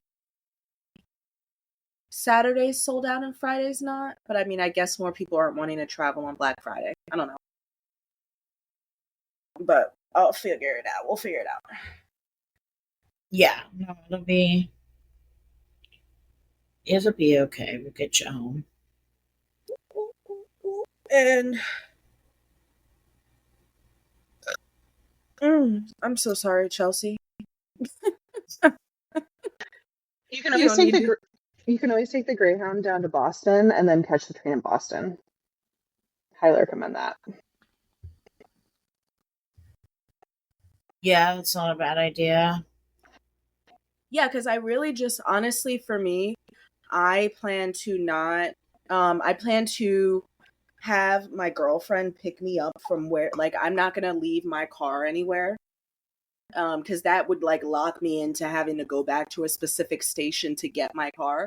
I'm Yeah. just gonna have her drop me off at our train station, and then from our train station, I can get to Newark, I can get to Philly, I can get to New Jersey, New York. So like I have several, and honestly, I probably could even get further than that. I could go past New York if I needed to. So like everything leads back to my train station is what I'm trying to say. So it shouldn't be too hard to get back from one of the several places, like hubs that will get me home. Yeah. I just know that I live in an entirely too congested area to not have like 5 ways I can get home from Vermont versus like, I just think it's funny when Caroline drives to me, she's like, yeah, I'm on like state roads and I have a partial highway. And I'm like, I'm on like a straight route for like hundreds of miles. Like, I just have entirely too many roads and turnpikes and things down here. And you have like 2. Yeah, we have 91 and 89. I was actually being an asshole. I didn't know you actually just have 2. Yes. Okay. But you can take Route 2 from Canada all the way down. Mm. Yeah, but Is it's it not scenic? like that's a state highway. Wait, is it Route geez. 2? Not a state highway. No, it's because it's east to west. So like odd numbers are north to south, even numbers are east to west, I think. Yeah, and we don't have like an east to west like highway. Right. East to west highway. Yeah. Oh yeah, right. You said it's hard for you to get west. Mm-hmm. Yeah, I did know that. So basically what they're saying is you don't have to go out there. But yeah. So Zanzibar. Mm-hmm. When I heard Zanzibar as the club name, all I could think of is the Fuck You Softly song. Yeah. I'm not gonna cook it, but I'll order it from Zanzibar. And I was like, are they ordering strippers? Yeah, they're ordering strippers. Can you Uber eat them? Oh my gosh. I think they cooked on the names in here. They did. If nothing else, they were like, we want to highlight Club Zanzibar. And we're just going to build a narrative I'm pretty sure it's a real place we could go. I think it is, I got really excited about the stripping song because I forget which episode, but they used it for something else. Yeah. And you sang it in the episode where we talked about it. Go so banging. That's the version Give me I know. Some. Yep. Go banging. Give me some. Pull it, don't push. It is in the episode where Darcy and Manny are auditioning people for the Spirit Squad. Is it? Okay. Yeah.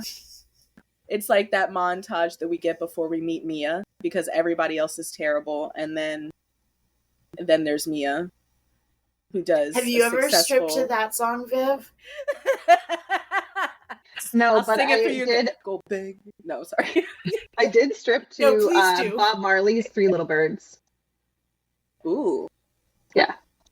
That sounds like I'd pay for that. That would be very good. I also did Milkshake. I dressed as a cow for a competition, and I dressed as milk. I did Milkshake, and I did the Doja Cat Moo song. Yeah, the Moo.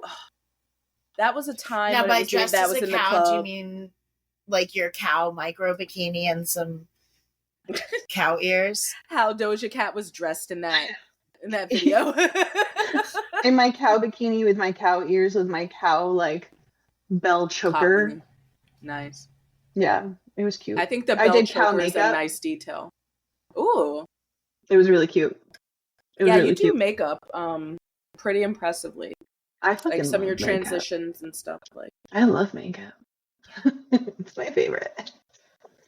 it's very impressive. That's one of the things that I just think is so cool because it's like a moving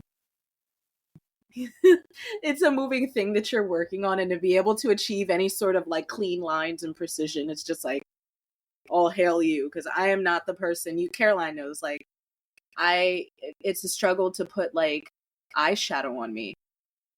You know, it's great masking tape. Well, or tape in general. Because here's the thing that is the struggle really, is that you do makeup on Avis, and it doesn't look as good as if you were to do it. I'm not a makeup artist, but you do makeup on Avis and it looks pretty good. And then it's like the hour and a half that you have to spend convincing her not to wipe it off. Well, it's a texture. When you just it's not like the texture. She's like, it doesn't look good. I don't like how it looks. So I didn't like how it looks because I am not used to breakfast. Yeah, Caroline's mad that my stomach does not operate on the same time. I'm not mad anymore. It annoyed me on that trip. I had not figured it out yet. It's because we were up drinking with 25-year-olds and you needed food. I really did. And I was like, and I took that personally. No, I really do look different. Like, makeup really does make you look different. It's not like you don't look like yourself, but you look different. And I was not used to seeing myself, like, my eyes pop and things like that. No, I know. I'm just fucking with you. It fucking creeped me out, man. And I was just like, do I want to take this off? Do I want to getting a little of that uncanny valley going on? Yeah. So like, don't ever do Avis's makeup right before breakfast if you're trying to go to breakfast, because you will not go to breakfast. I will do my makeup. I will do your makeup sometime.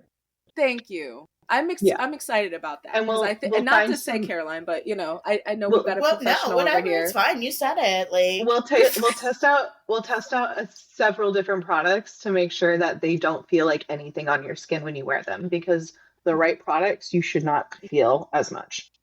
Yeah. Like the only thing I can feel on my face right now is the lashes, and that's because I don't wear them as much anymore. So it feels like I'm lifting weights every time I blink. I wondered about that. Yeah. I'm actually very glad that you answered that question, because every time I see young ladies with lashes, I'm like, aren't those heavy? Yeah. And yes. Okay. Wow. So you have to you have to get used to wearing them. So you start out with like smaller ones if you are giving yourself some patience, and like you start off with the smaller ones and you work your way up. But like honestly, you can do a lot with just normal mascara and an eyelash curler. Yeah. My lashes are pretty, they're long, so I don't really need too much to do. Yeah. My eyelashes are already really curly, so they like curl back onto themselves. So I don't use the curlers. So like I have to like doing these is like I have to like get in there to make it work. Oh, that's fun. No, but I like the effect of them though. They give like, it's kind of like that like sultry eye. It's very nice. I will say that as someone who gets like things in my eyes for my like natural eyelashes, I don't envy having something on your eye that could potentially get more debris into it. Or like one of those lashes or anything, because like it ruins my day. I have to pop my contact out, everything, if something gets into my eye. Yeah. And it's usually my own lash. So Yeah. No, it's a lifestyle. It's a lifestyle. It is. Caroline, I love you and your makeup efforts, because we know that I'm not gonna do that. Well, and myself. I have like no tools. You didn't have any tools. I used like fingers and tissue and did a pretty good job. Mm-hmm. Fingers are the best blenders. People underestimate the power of blending with your finger. Mhm. Yeah, but you still need a brush for some shit. You just do. Yeah. I mean, you made hollandaise without a whisk, so you got a I lot did, of and that was some of the best MacGyver-esque hollandaise talents. I've ever I'm made. And really you will never impressed. forgive me for being too hungover to eat it. I'm Both not. me It's and not my like mother. that. You and your Both mother, me yeah. and my mother. But you Yeah, guys were and like, your well, mother. you did. You ate it in the car though on the ride home at some point, didn't you? Because you guys do that. I don't But get you taking said- eggs to go, but The way you said, yeah, you and your mother. Like, we matched our mother's energy, or they matched ours. I don't know which one, but we like, are our mother's children. that it was made very evident on that trip. But yeah, I feel like we stopped the tangent loss counter. It's been stopped however long ago. But let me see if there's any oh, just the rage that I feel at this man that Alex's mother has been a fool for too damn long. I don't know whether she just uses this man for plausible deniability or like because the negligence. Like, why is she such a jerk? Why? Like, I blame her because I'm telling you, that man is stinky and crusty. He Have you is, not but noticed also, that what are you're we doing, Emily? Like, is this how you want to live your life, working yourself to death at the cookie factory just to taking a pay dog for a bag of Chad's fucking cookies? PBR? Some people can only accept the love that they believe that they deserve, and Oh, that's she fair. That's true. definitely has really shitty self-esteem and Mhm. like really shitty self-image, and so she thinks that this is the best love she's going to get. She can't conceive any differently, and that sucks. That sucks a lot for Alex. It does, because then that in turn just makes it like Alex shouldn't expect anything for herself, and she shouldn't, like, it's her responsibility to take care of Chad, just like her mother has decided it's her responsibility to take care of Chad, and Right, and that's whatever why Chad fucking up, it's fine. This is a family. We're and fine. that's We're in why it together. her Well, thing with Paige going hot and cold is fine, because at least it's not like Chad, right? Like, Yeah. I feel like there's a great moment where like Alex finally kind of accepts that she needs to be disappointed in her mom too, or not that she Mhm. needs to, but that like her mom is also a disappointment. Yeah. It's not just Chad did this to us, it's you let Chad do this to us. You let And like, Chad. yes, it is so much more complicated than that, right? Because you don't become the person who lets Chad do that without a whole lot of other shit going on. yeah, Right. Yeah. And do better. You right. have- And there's personal responsibility that has to be taken. Yeah. Like, everything is in your name. Why did you give that man a card with his name on it? And then Why did blame you him. use the money your daughter made Mhm. stripping to bail him out of jail? She didn't. And so my question is, because obviously Jay has said, oh, people have heard, people are talking about you. Does her mom know? Because she's like, what I had to ask me what I had to do for this money, mom. Ask me.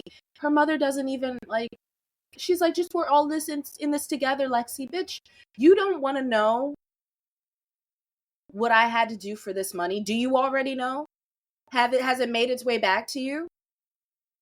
Or do you just not care because it's a lot of money? First off, Jay's a punk ass bitch for that one. Yeah. Secondly, she's not going to give a fuck because of the money, Mm-hmm. right? Like I am. There is a amount of tolerance. There's amount of money to bullshit tolerance that I have, right? And the more Mhm. money I get, the more bullshit I will put up with. And she also is on that level of like, it doesn't fucking matter so long as we're making money, and I need this man to love me, so you're going to keep doing this because all that matters is this man loves me, because I can't see anything outside of this relationship, including my own daughter. Yeah. I don't know what Chad got, but clearly He better give the best wienering of that woman's life. Like there's no like, Wienering. That's Wienering like- is I hilarious. feel like it's like if you want an orgasm, you go find the 7-Eleven guy, okay? Like I've heard that. I've Yeah. heard that, like, that there's like a certain dick swinging that like loser ass dudes have. Yeah. And that's really unfortunate to hear. That like you need to go find you somebody who lives in his mother's, like, not even the basement, like lives in his mother's, like next door to his mom, and is still gonna like fuck you on her couch. And that'll be like honestly, apparently some of the looking best back sex of your on life. it, That's some of really the best sex stressful. I've ever had was with total fucking losers. I think so too. Yeah. The kind yeah. that like even when you're like young and dumb and broken enough to like go for that, you can only enjoy the orgasm so much because on the ride home you're like, ew. I once had sex with a guy outside of his baby mom's house, and I didn't realize. I found out partially, like, I was like, why are we parked outside of here? You know, my clothes are being taken. Oh, this is just my, you know, the kid's mom. This is just their house. Why are we parked outside of her house? Oh, because it's Why does mind the you, we're anus in that his fucked car. dudes have the wildest fucking like you are a Lord. fucking slut for some dick.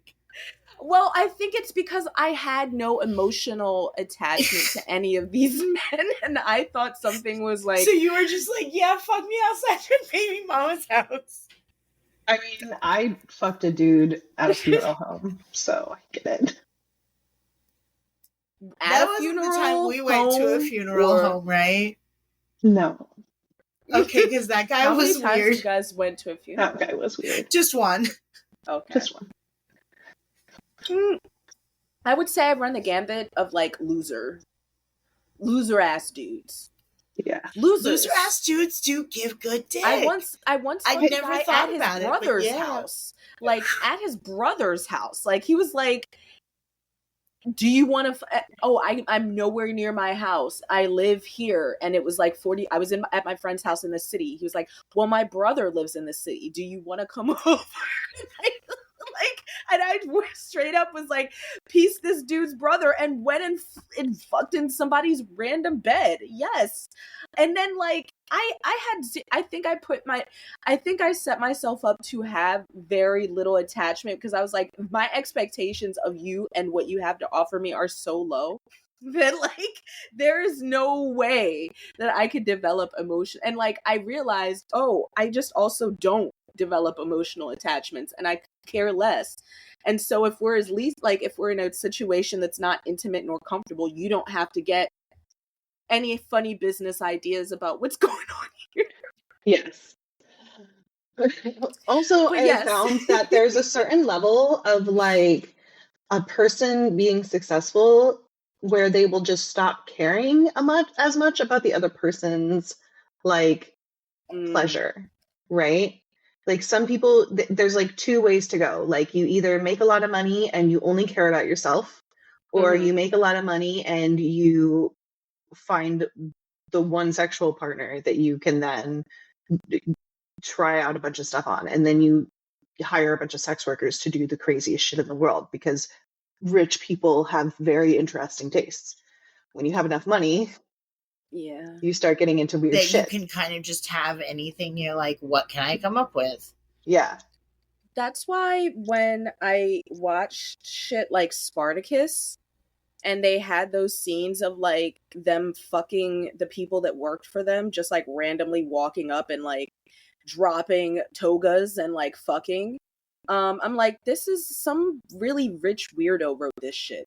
Because that's what you guys just want, like, you just want to be able to fuck people without like with like just random, like just fuck them however you want in the bath, to have someone jacking you off. Like, this is weird. It's hitting too close to home.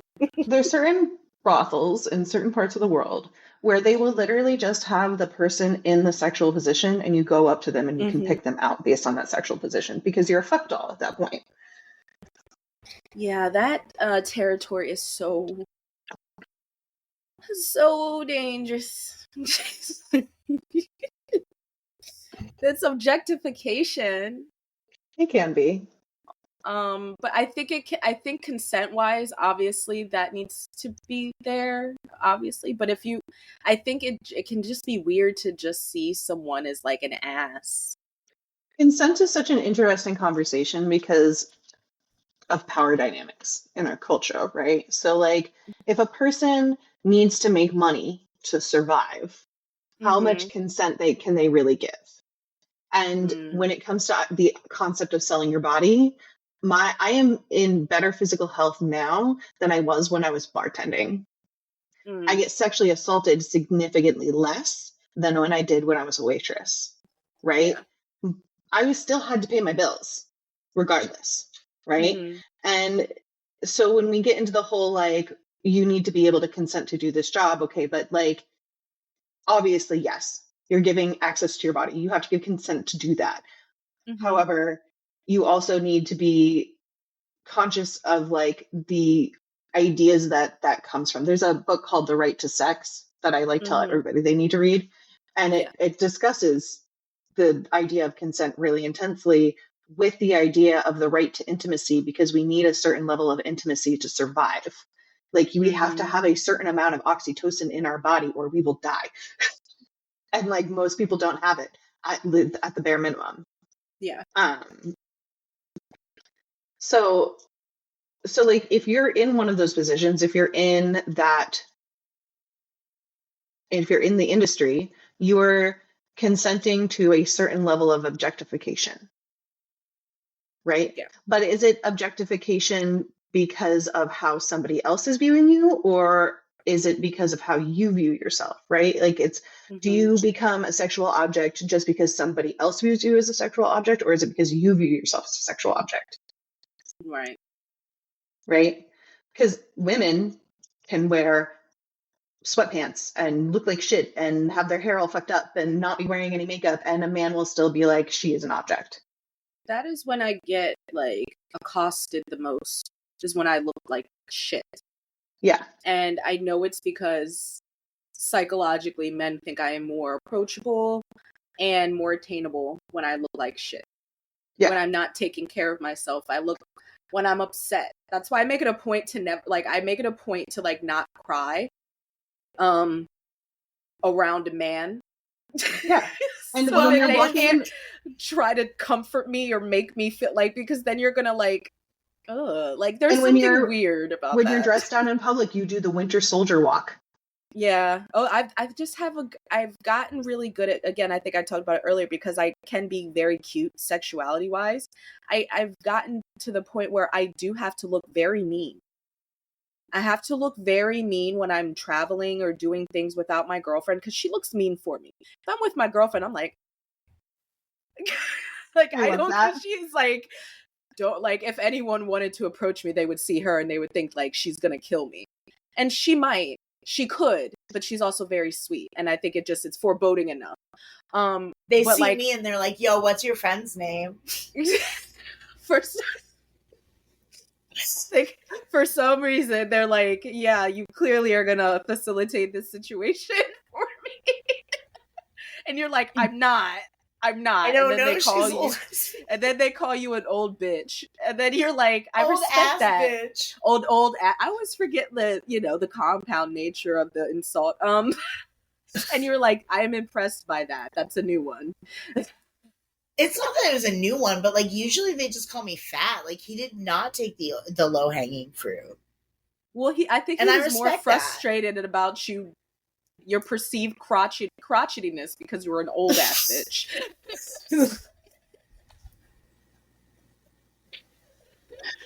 That's my lesbian. That's what he was most frustrated. Know you. That's what he was most frustrated about. Yeah. It's like, you old ass crotchety bitch. Yeah. Yeah. I have resting nice face, so strangers think they can approach me in public no matter what I do. I have to put on a bitchy face. I get it. It's terrible. I have constant bitch face, but certain people, but actually a lot of people are still like, you are friend, you will help, Mm-hmm. Mm-hmm. Mm-hmm. you will listen. And then you just break character. And I'm like, I will. And I think Okay, we and then let's probably wrap this up. Wrap this up. Yeah. All right. Okay. Oh, yeah, Is there alrighty. anything else to discuss in this A plot or B plot? I don't want no Do we scrubs. need to discuss the C plot? Can't get no love from me. Hanging with the Hanging out the passenger passenger side of John His Stamos's best friend. ride. I told S today that she was today years old when she found out that Scrubs was written about Dave Coulier, and it tickled her so bad. She was so happy. She was like, "Really?" She was like, "I didn't know that."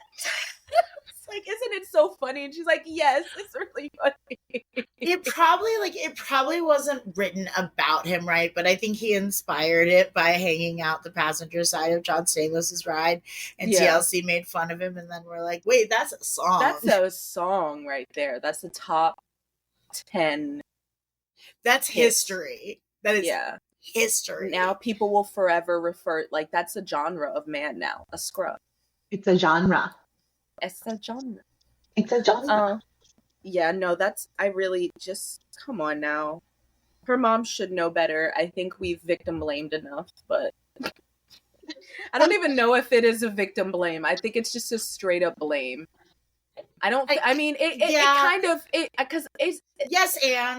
Yes, and two things can be true at once. I don't know that, is he the one that has been abusive? Probably not. Chad's probably the guy that I think he's just. I was He gonna just say. I steals think from he her. does everything but hit her. So she's like, it's love. I Oh. love him because he doesn't beat her. And I now understand the fuller picture. there's a That lot tracks. of guys like that, and I think it's like the harmless. Like he's not, but like he's lazy, and he's a freeloader. And he's a waste and he of does space. credit card fraud. And he takes money from you. And then goes to jail about it.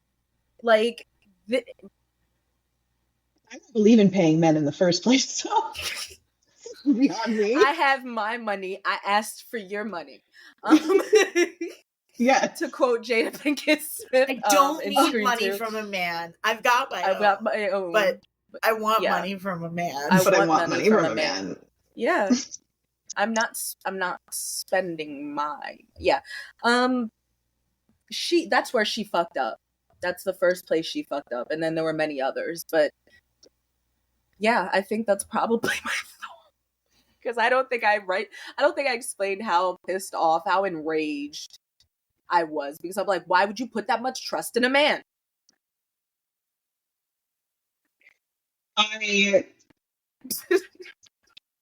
Financially, emotionally. At least with that being my first impression of her mother, I was like, oh, Uh-huh. how Yeah. unfortunate for you. The other impressions weren't great. So No. no. No, But yeah. she's not She's not a great lady, and Alex is moving out. To go be with her. The way that she's like, I have nothing, Paige. I need you. I have nowhere to stay, no money. Can you take? And Paige is just like, yes. Paige is a Captain Sabaho. This is what I wanted. Yes. Yeah. Yes. She's like, I'm Paige. saving her because she want to be saved. Yeah. Yep. That's what happens at the end of this episode. Two-parter. I mean, it's better than staying with Emily and Chad. God, they're fucking losers. Misshapen cookies. That's what they're living off of, is those bags of cookies. Because they don't go grocery shopping. Well, I no, can't Chad spent imagine all the money on flat screen TVs. They didn't grocery shop anyway. I believe firmly that Alex did that. She grocery shopped on her way home from school. Mhm. She's carrying books and bags of groceries in a paper bag, of course. Yeah. All right. Yeah. So That's it. that's the That's the yeah. yeah. So on to segments. First up, fashion. I've got it good divided into bad. Which do we want to start with? I don't know. Let's you take the good, you take the bad. Take them both, and there you have. The facts of life. My first one's a bad one, so like let's start with bad. Beautiful. Do you want to go first with your first bad one? Go ahead. It was just a long enough pause. My first one is Paige in the opening scene, and like I love an Argyle moment. I love a cardigan moment. I'm not opposed to an Argyle cardigan moment. That Argyle cardigan is too long, and I don't care for it. I thought it was a hoodie, and then I saw that it didn't have a hood, and I was so relieved. I actually had that on my good list, but I think it's good for the time, and I don't know that it's Yeah, I don't actually know good. why we wanted our cardigans to be that long. It's sweeping the floor long. Yeah, remember like dusters? No. Maybe that's why I like it, because we don't do shit like that anymore. That's a point. You but would I have don't to really think that find, Argyle's like, the right work. way to do that. The Argyle pattern is pretty low on the it's pretty low on the cardigan, like it's kind of halfway down or so. It feels like you have to I think you'd have to work really hard to find something that looks like that now. Maybe that's why I was like, ooh, but yeah, it's big, it's long on her. Another Paige outfit, her turtleneck and the blue, brown, and magenta tie fiasco. She's doing it. She's wearing loosely. I'm gonna say loosely with the wearing. It's not good. I don't like it. It doesn't look right together. And Paige, you're supposed to be a fashionista. You're struggling. Yeah. And so your other bad one. My other bad one, and I couldn't get a good picture of it, but it's Marco. Mm-hmm. And whatever like weird professor thing he's doing. It's giving Ezra Fitz. Excuse me. That is, yes, that's exactly. It's giving, look at it. It actually, if you had it far enough away that it looked like Ezra, and now it still kind of does. B26. It's a girl. It's a song. Like, Caroline is just. Let's put paper bags on our heads all night long. She's just moving the phone closer. I'm unhinged like a nightmare. At this point. I'm sorry. We've been sitting here for like 4 hours. 4 hours, yeah. No, we started. This was a 3:00 recording. It is now 7:16. All right. I in the bad category, and I struggled with this for the same reason as Paige's Argyle long ass cardigan. It's the cap sleeve, like polka dot dress that Emma is wearing. I fear it's too purple, but it's also not purple enough because I thought it was brown. And it's just weird on her. I remember when we dressed like this, and I also am so glad that it's not a thing too much. Like I just don't like it. It's very of the time, and I struggled with putting it on the good list, but ultimately I just feel like I don't like it.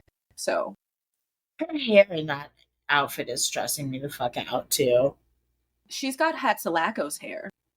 She does. It's not good. It's weird.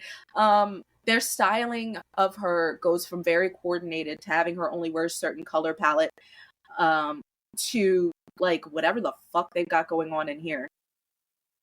Just because she thinks she's pregnant doesn't mean she has to abandon all style sense, okay? But on to the good. Spoilers, because you already know that one of them I thought was Paige's Argyle cardigan. So my second one was Alex's dress. I thought it was beautiful on her. I feel like it's one of the best things they let her wear, because they just love to make her look not as good as Paige or greaser or put her in a uniform or a sheer cover-up. when you do give her wardrobe. So I really like the red dress. It's her color. Yeah, no, I agree. It's a good dress. And that's about it for fashion, isn't it? Mm-hmm. Mm-hmm. We have 5 Huns. We actually have 6 Huns, but I Damn. forgot to write one down. I've been really just beat lately. I don't know about you, but Yeah. There's a lot going on. there's a lot going on and it's dark all the time. I, for one, don't fuck with that it's getting dark at an ungodly hour. It's But stupid yes. and I hate it. But so we have 6 Huns. I have context for none of them, and one of them I don't even have exactly. But Mm-hmm. we've got As You Wish, Hun. Thanks for your help. Mm-hmm. We've got Hun, if you needed a job so bad, you could have asked me. Yeah. We had 0 in common, Hun. He wasn't worth my time. That was about Jesse. At one point, there's a you don't have to cry, Hun. And then Yeah. to Mel, when Mel's like, wear this dress to work, she goes, as far as jokes go, Hun, not so funny. And then when Alex quits the strip club, she's like, Hun, this is happy news. Mm-hmm. And then I only have 3 shots fired. Pew, pew, pew, pew, pew, pew. Shots fired. I mean, so why don't you give them and then I'll just fill in? Okay. I like that plan. When Alex says to her mom about the $6,000, that's not a hole, Mom, that's the Grand Canyon. Mm-hmm. And when Manny's like, Sean's like, hey, let's shack up. I'm real serious about our future, yo. Mm-hmm. Which, bitch, you were pushing her towards Sean, like, at the beginning of this season. Yeah. And then I have Jay saying, Eeyore, have you seen my friend Sean around?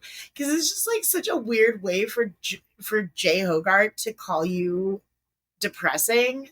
Eeyore is crazy. Yeah. You had one of mine, the Manny one. Next up I have Ellie saying, she's just a culinary wizard, I guess. Even the devil has her fine points.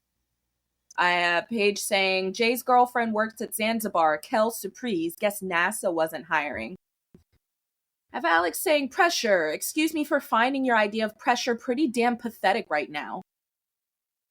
Sean saying, score. What have you been drinking, brake fluid? I have Paige saying, I thought I'd check out some naked chicks and surprise, one of them was you. Last tour page. That's bovine fecal matter, and you know it, Alex. And in response to Alex asking her, do you like my dress? Paige says, shouldn't it be on the floor at work? I tried to include lines that only made me audibly say, damn. So. So, Shining Stars and Super Bummers is basically who really shined in this episode and who bummed you the fuck out. Who bummed you out? You know the stripper in the background who's making money by taking a man to an ATM? I like that bitch. I like that bitch a lot. You can see it. An ATM? Yeah, she's in the background when they're fucking talking about, like, she's like talking about how that woman looks miserable, and that woman is literally walking him to the ATM, and he takes out cash, and you can see it on her face when the cash comes out, how happy she is. And I was like, that bitch. I'm proud of her. Me too. That's it. That's our shining star. Honestly, nobody really shines in this episode except for that stripper. No, I love her. I hope she makes every bag ever. Oh, that's beautiful. I genuinely don't have anybody that was a shining star this episode. I don't think that, other than and no, I actually have beef with Snake and Spike. So I think that Spike was really wearing how she felt about the situation on her sleeve, and she was not happy, and she bummed me out at how much she was just doing it on the back end, and heard she was going on birth control, did no refresher of that talk, and then now she's mad that her daughter's probably, I don't know, she just bummed me out. I don't need to she's not a shining star. nor I feel like Snake. you could almost give it to Jay. But He then got Alex a job. And then also he was like, you can't start a relationship on a lie, Lexi. But then Trust he's also, me, ask me in my gonorrhea how I know. But then he's also like, hey, you've trapped the bitch. Good for you. Oh, that's a point. That's a point. I forgot about that. I forgot about B-plot, Sean. Yeesha. That's what I'm saying. He's like sprinkling levels of bullshit in the A and the B plots this week. It's not like, yes, he is giving his honest opinion about, I guess, what he feels like a score Emma is, but like, that's gross. It's objectively very nasty. It's grimy. That's a weird reaction. And he's on my shit list for that. Like, Gross behavior. Okay, so besides everybody who bums you out. Besides everybody. Obviously Emma, because, girl, You faking a pregnancy scare. stop stressing yourself out to the point that your period plays peekaboo. Note that she got her period as soon as she knew that Sean wasn't going to quit the army. Wait, yeah. Her period, she was like, call it off. Right? I can't be a single mom of a fake baby. I can't do it. She's like, I was gonna, come clean after he just said he wasn't gonna enlist. I was gonna be like, oh, I had a miscarriage. Super bummer. But like, call the shit off now, man. Emma's the bitch who then gets pregnant. She's like, we don't have to use protection. I'm already pregnant. Oh, that's so gross. Tell me I'm wrong. You're not wrong. You're not wrong. You just be thinking the levels that I don't be thinking. We've seen exactly one episode and it's like, nope, that bitch would do that. That is totally, the bitch who would be like, this is my birth control. It's sugar pills. She's not, and I think it's hilarious because he's like, it's best for everybody if I go away. I'll send money. That's what's best for everybody. Like, Sean, what do you think you're gonna do to this child?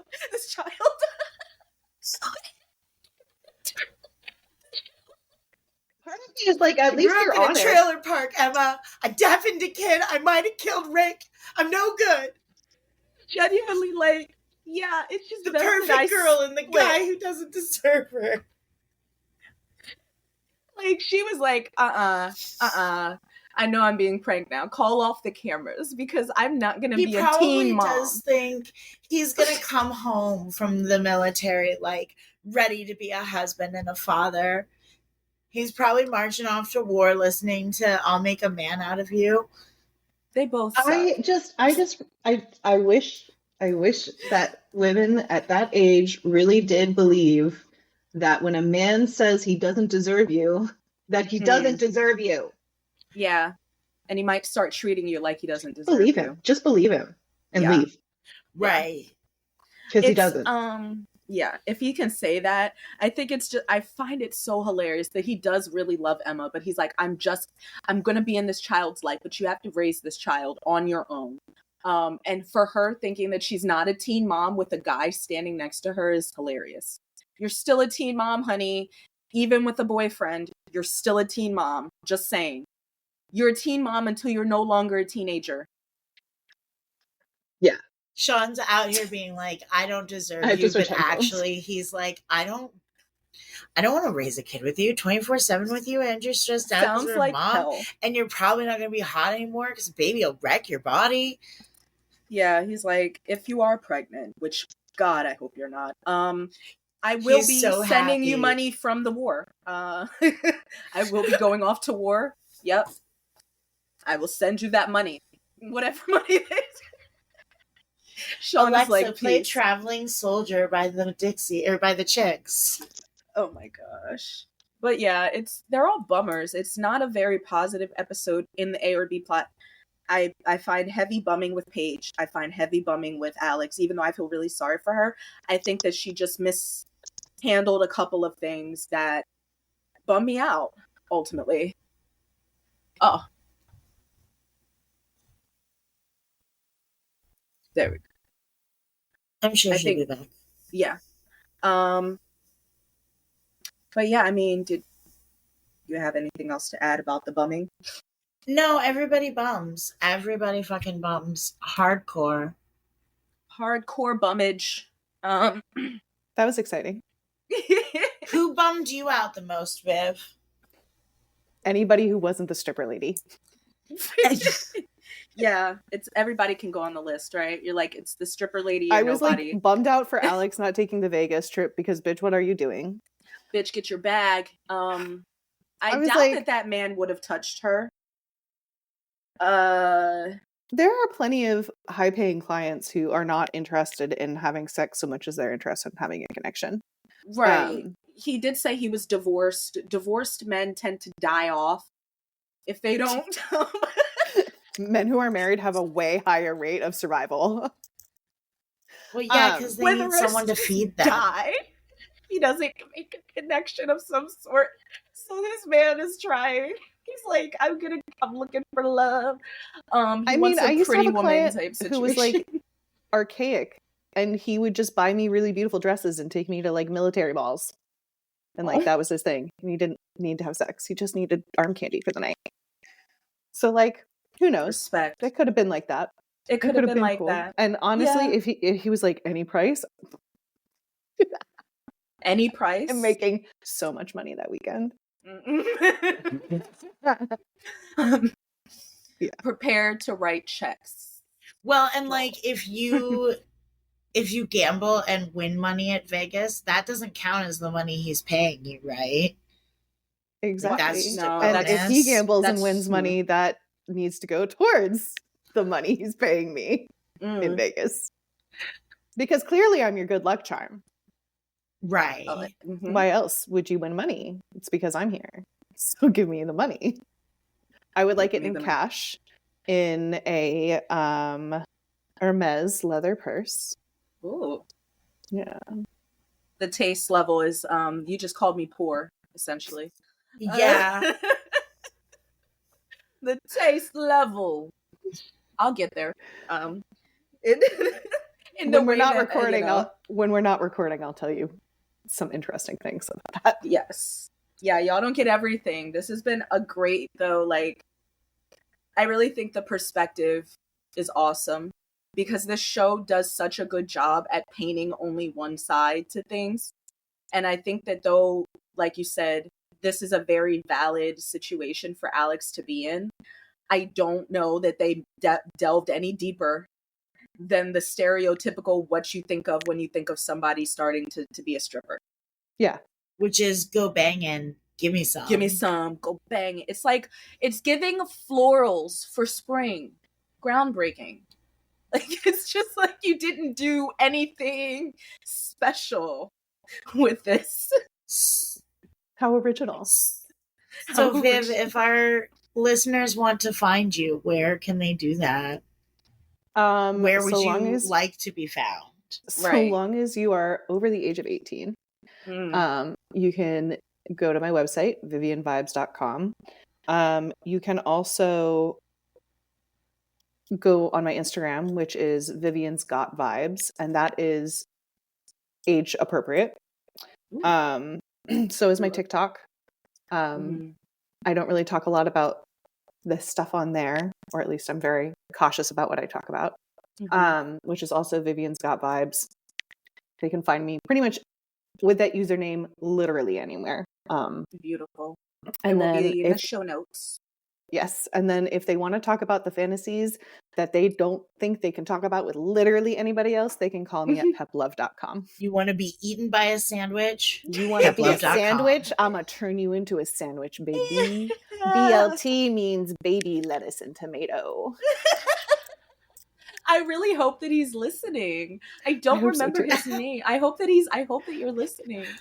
And I hope that you get this valuable information that you probably need that you haven't gotten, real satisfaction No, I feel from like when for you're years. into something like that, one of the first things you do as soon as you're like able is find a phone sex operator.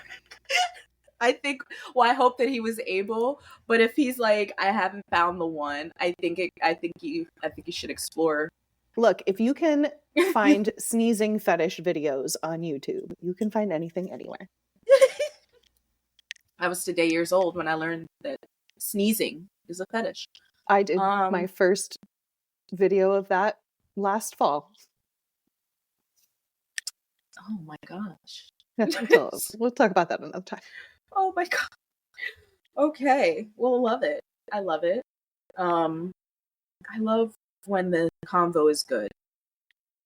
Me too. Even though the show was, well, we talked about it already. We have feelings. We do. We do. A lot of them.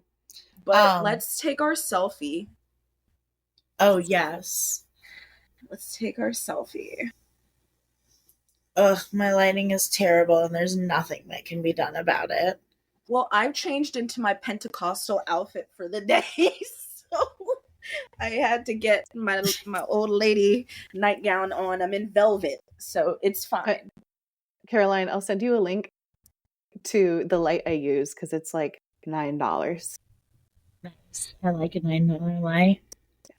Go banging. Give me some. Go banging. Dang it. Give me some. Are we still selfieing? We haven't selfied yet, boo. Wait, let me take a selfie.